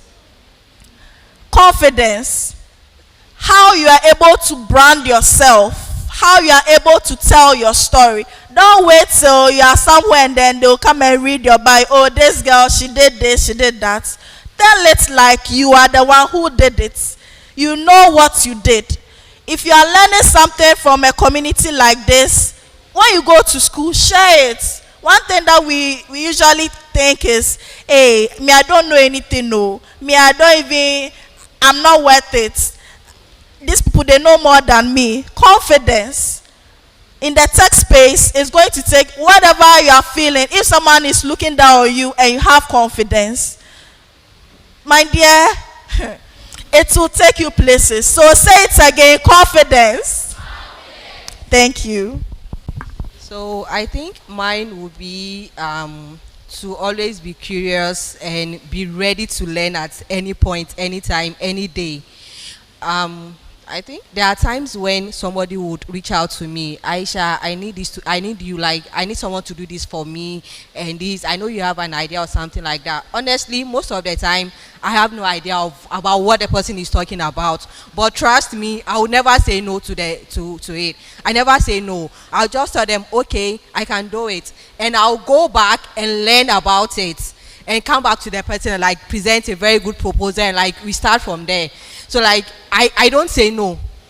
That like there was a time someone told me that like you are getting too much, like don't you get tired? And I'm like, I'm the only person that knows what I am looking for.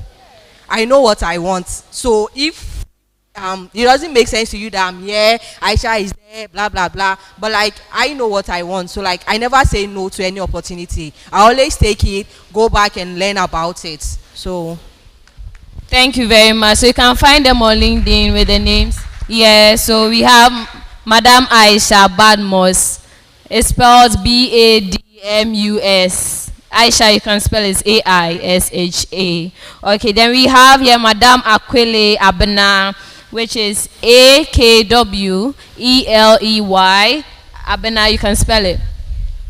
Okay, madam is not part of the name, okay? So, just, you can set Aisha Badmos. Yes, and then Akwele Abena. Is any other name? Okan, yes. Okan. AI, sorry. Okay. So Aisha Badmos, you can see her face, right? Yeah, the middle name is Imran. Her middle name is Imran. Okay. And then we have here Madam Adiza Hassan. I'm sure that one to you see, but please take note of their faces and then know what they do so that you confirm. She is someone who is into data science, okay, and AI, right? Yes. And then we have Madam Akwele here. She's an entrepreneur. It's not easy to be an entrepreneur. She has her own app and all that. She's into IT technologies, okay. Then we have here Madam Aisha as well, and she's also into computer science, IoT, and all of those things. Events as well, I think, right? It's data science on LinkedIn. And thank you all so much. And for that girl, please, like your parents always tell you, don't go yet. You feel like going until they explain to you. So you also explain to your parents, and then I'm sure they will understand you when they check it out and they feel it's good for you. They'll give it to you. They are doing it for your own good. It's not like they hate you. Okay. So just try it out, and I'm sure they would really do that for you. Thank you all so much for joining. My name is Tracy Amaminitin-Kwai. I'm a software developer, a data engineer, a midwife, and also a foundation founder. Thank you very much, Tracy Tenkai, for the wonderful moderation and our panelists. That was excellent for everything that you shared today. Very relevant as well. For everything that you have shared, please let's give it up for them for the insights they have shared.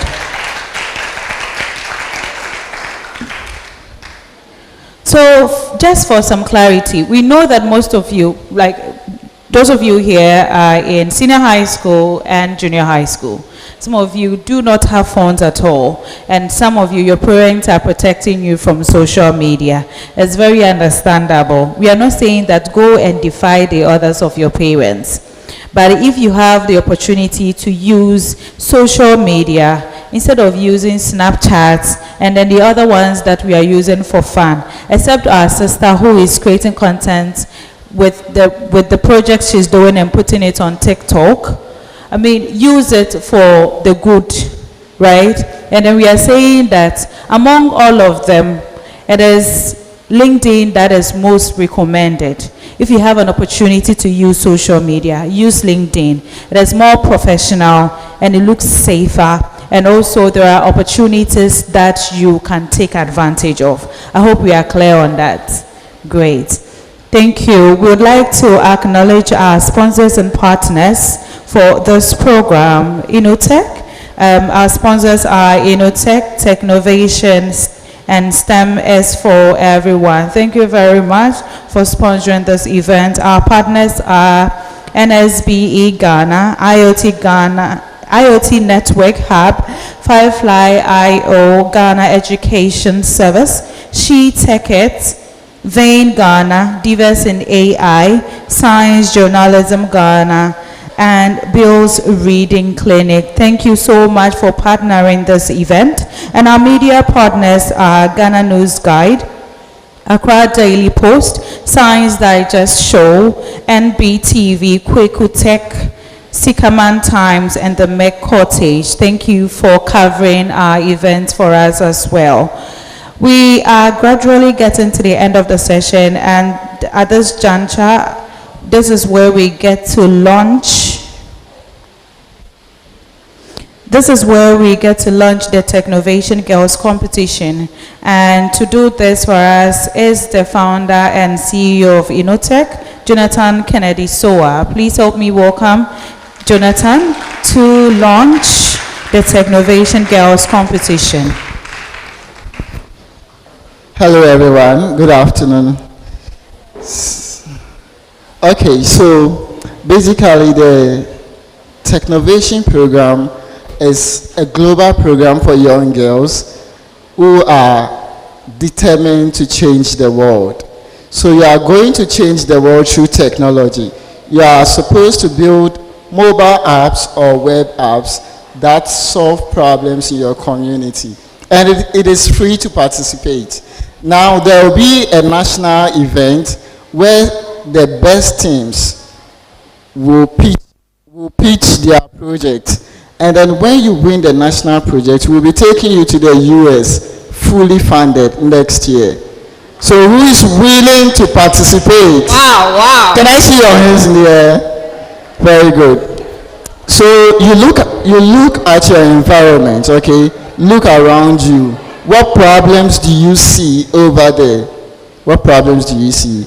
There's issue with sanitation, issue with health, issue with education.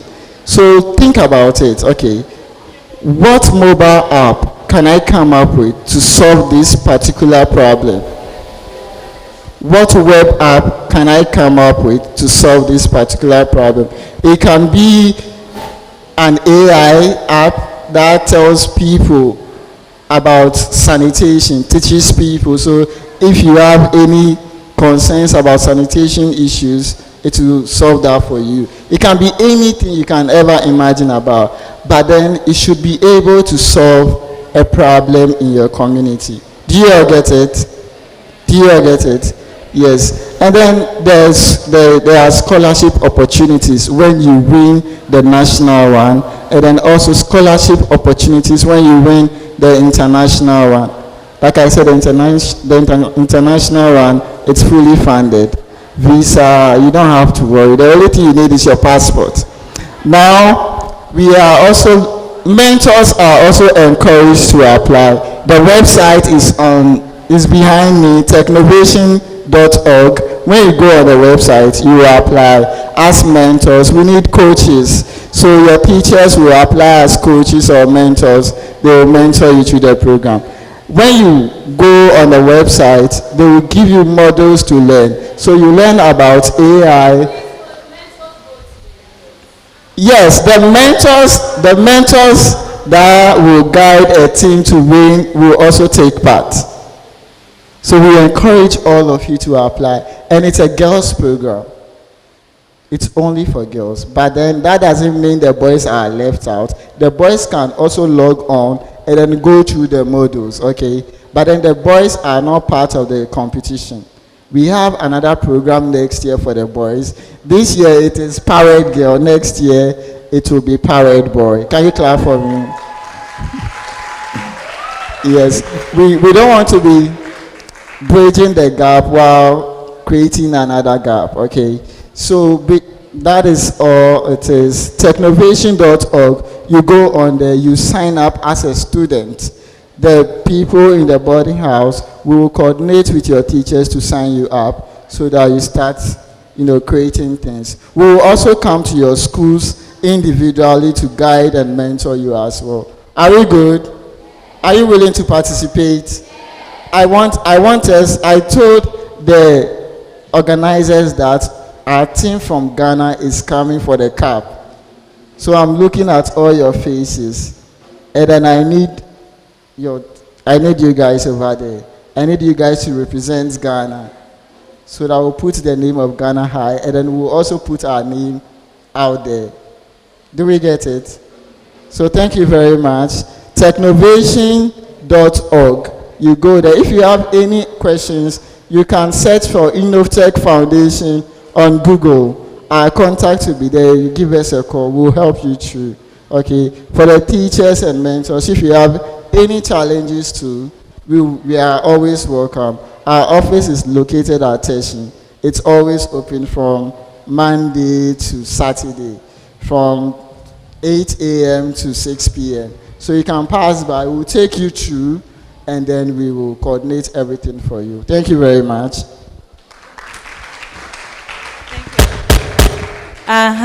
Thank you very much, Jonathan. That is exciting news, isn't it? That is a really exciting news that you would be in senior high school or junior high school. You take part in a competition that takes you to the United States of America. Hello? Don't you want to go? Don't you want to go? You go. Say, I will go. I will go. But it is not kasa kekeo, you know that. Enya no kasa. It is doing the work, you get it. So innovate, get into the competition, bring some mind-boggling idea. Let us work around and see how it is solving a problem. And then get the opportunity to travel and get access to some scholarships as well. So to add to this exciting news we have received, we are going to have a last performance that is a poetry recital. Very brief. Please help me welcome Adiza the poet to give us a poetry performance on tech, and then we will be out of here very soon. Until she takes the microphone, please don't stop clapping.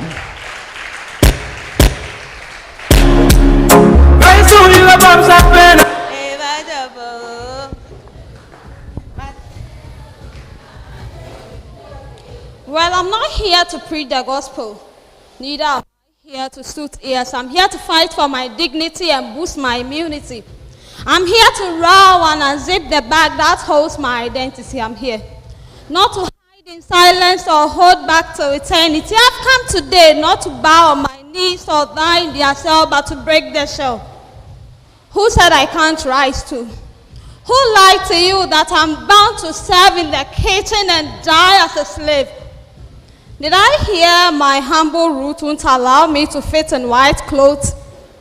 Yes, my abode is hidden, but like a firefly, I'll light a path for the world to thrive. I'm a shade, a catalyst of change. You create more and more with a single challenge, and in spaces where voices like mine are few. I'll make innovations. I'll build, I'll create, I'll lead, I'll inspire. I'm here to thrive digitally. Vocationally, technically, and socially, I'll rise each hour to show the world the girl power. I was the girl in Dr. Letitia Obeng. I am the girl in Prof. Elsie Kaufman.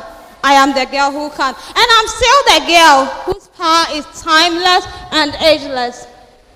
I am the vision of tomorrow. I am the powered girl. You better call me as such. Thank you.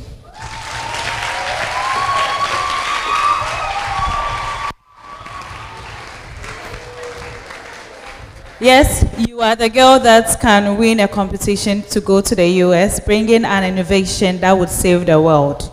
Don't think it's too far from you. Thank you very much, Adiza. Please, let's clap for her one more time.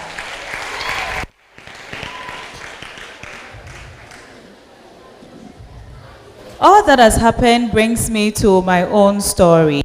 I'll be quick with it, and then I would invite Jonathan.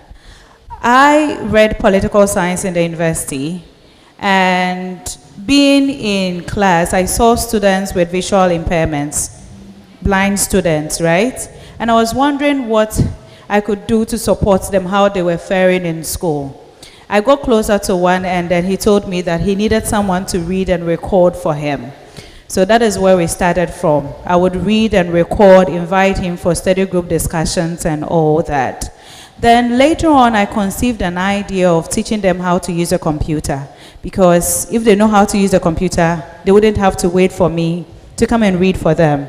We can install the software that would read the materials and all. And at that time, I reached out to someone that I was supposed to get in touch with. I think the person was the dean or something. And when I got in touch with the person, he asked me if I am an IT student, and I said no. He asked, are you a special education student? And I said no. Then he told me that I don't have the capacity to run such a training.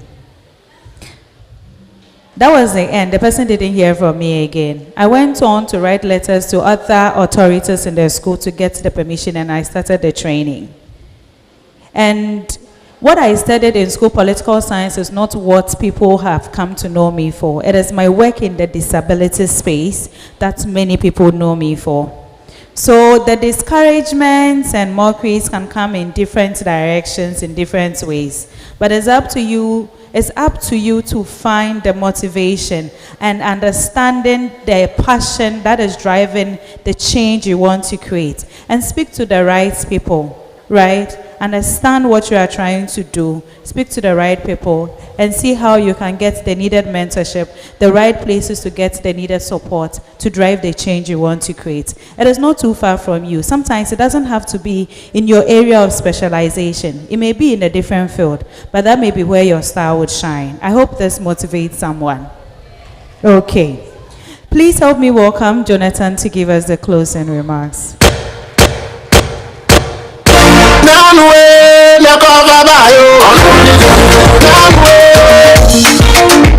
Where is Jonathan?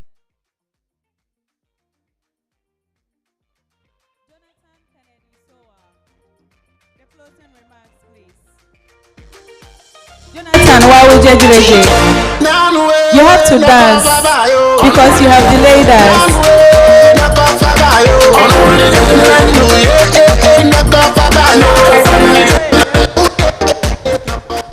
Thank you very much. I can do a lot of things, but for dancing, I swear, I can't. So thank you very much for being here. I want to honor Mrs. my own teacher, the teacher that saw my potential, made me use the IT lab whenever I ran away from the geography class. Mrs. Harriet Jackson, please give us a hi.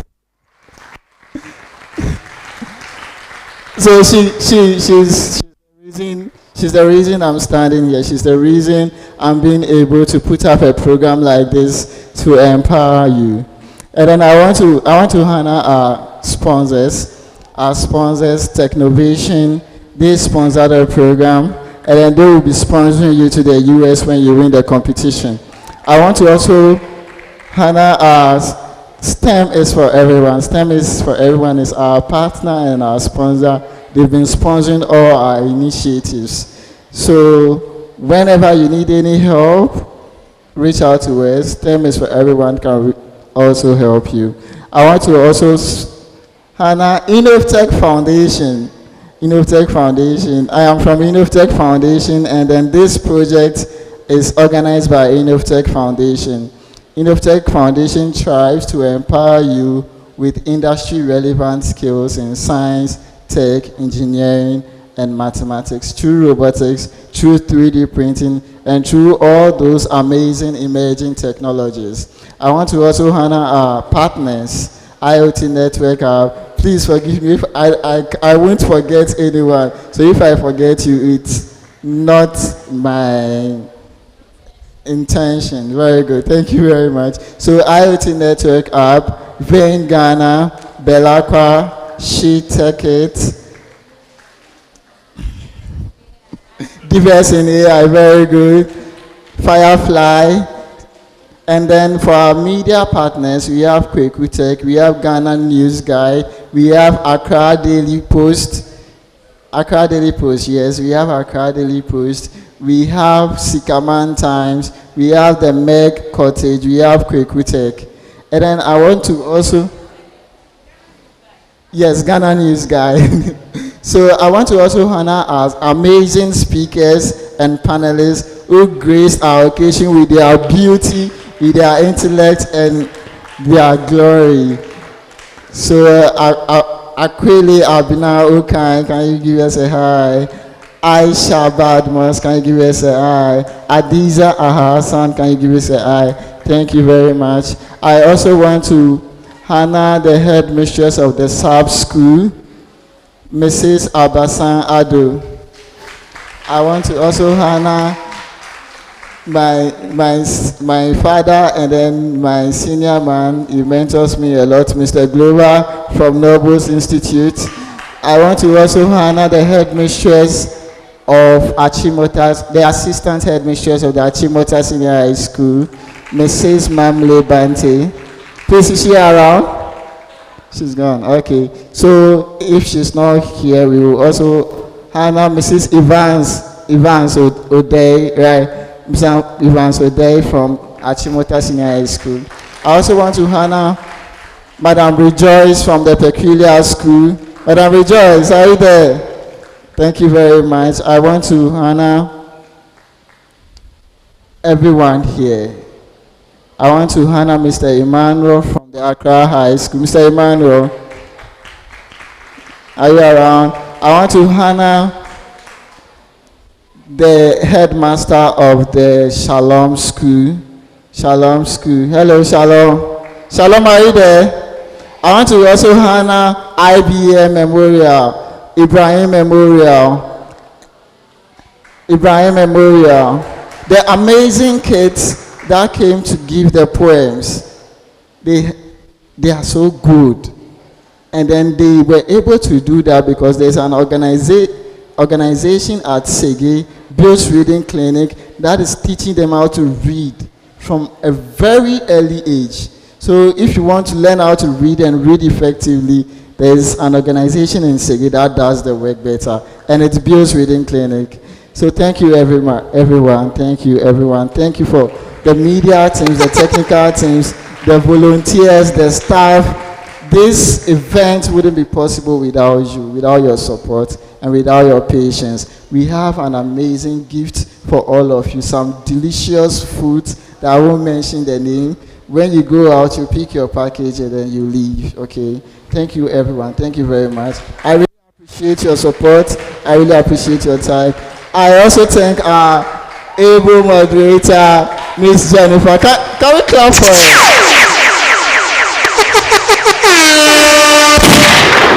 And then Miss Tracy, let's see your hands. Tracy has been amazing. She moderated 2 sessions, and then she has been very supportive. Miss Tracy is the founder of Vein Ghana, our partner as well. Amazing. She's a nurse, she's a tech, she does everything. She's a beauty queen as well. Do you get it? She does everything. So she's a personification of everything we are doing here. She doesn't limit herself to one thing. She explores, finds her fruit, and then is able to empower more people. Her organization travels throughout the country to provide healthcare, reproductive healthcare education and products, and tech as well for students, for young girls like you. Thank you very much, everyone. If I didn't mention your name, please forgive me. Are you serious? If I didn't mention your name, please forgive me. This is a general one. I thank all of you. All of you. All of you. So when we are done, the DJ will give us a song, then we will spoil it for you. Excluding me, okay? We will spoil it for you. Thank you very much. Thank you very much, Jonathan. DJ. Great. All has been said, and everything lies in our own hands to innovate, create the change we are looking for.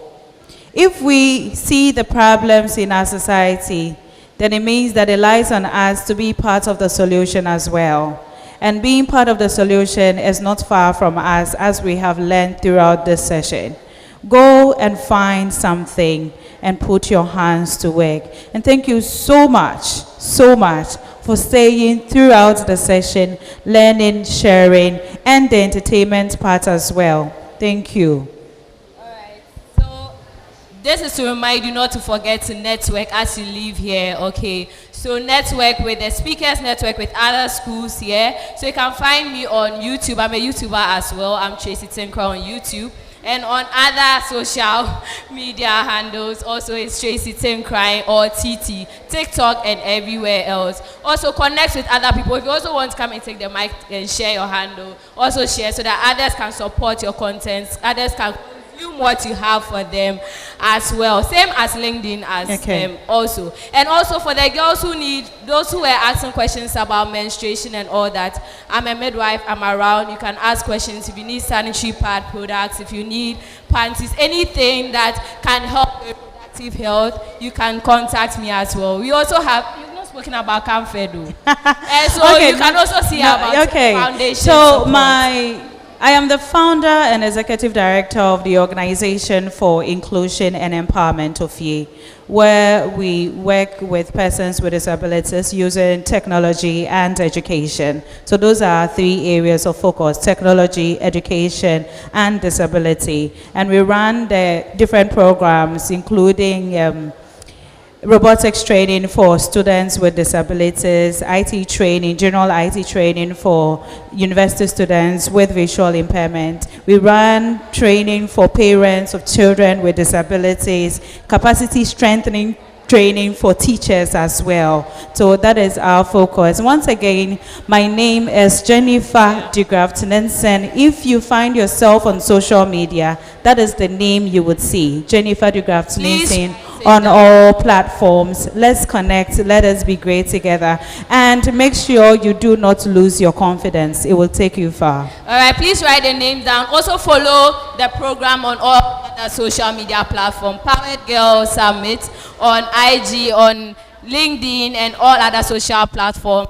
Text them as well. My organization is Ghana. Follow us on social media handles and write it down so that you don't forget. Comfort is also here as well. She's like a diva and all that. Connect with us and we'll love to serve you. Thank you for coming and have a wonderful. We would take pictures at the backdrop there. So let us all walk out and then take a group picture and then continue to network. Thank you and enjoy the rest of your day. Wait, please hold on. Please hold on. Hold on. We want to make sure you get your food and also take the pictures. So don't move outside yet. We need to be sure how you're going to get your food because you must eat. So please don't move out.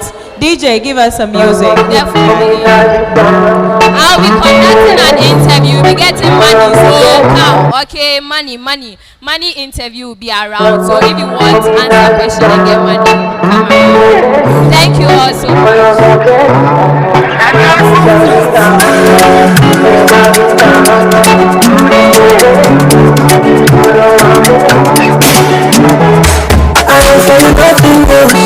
Girl, you never tell me the issue.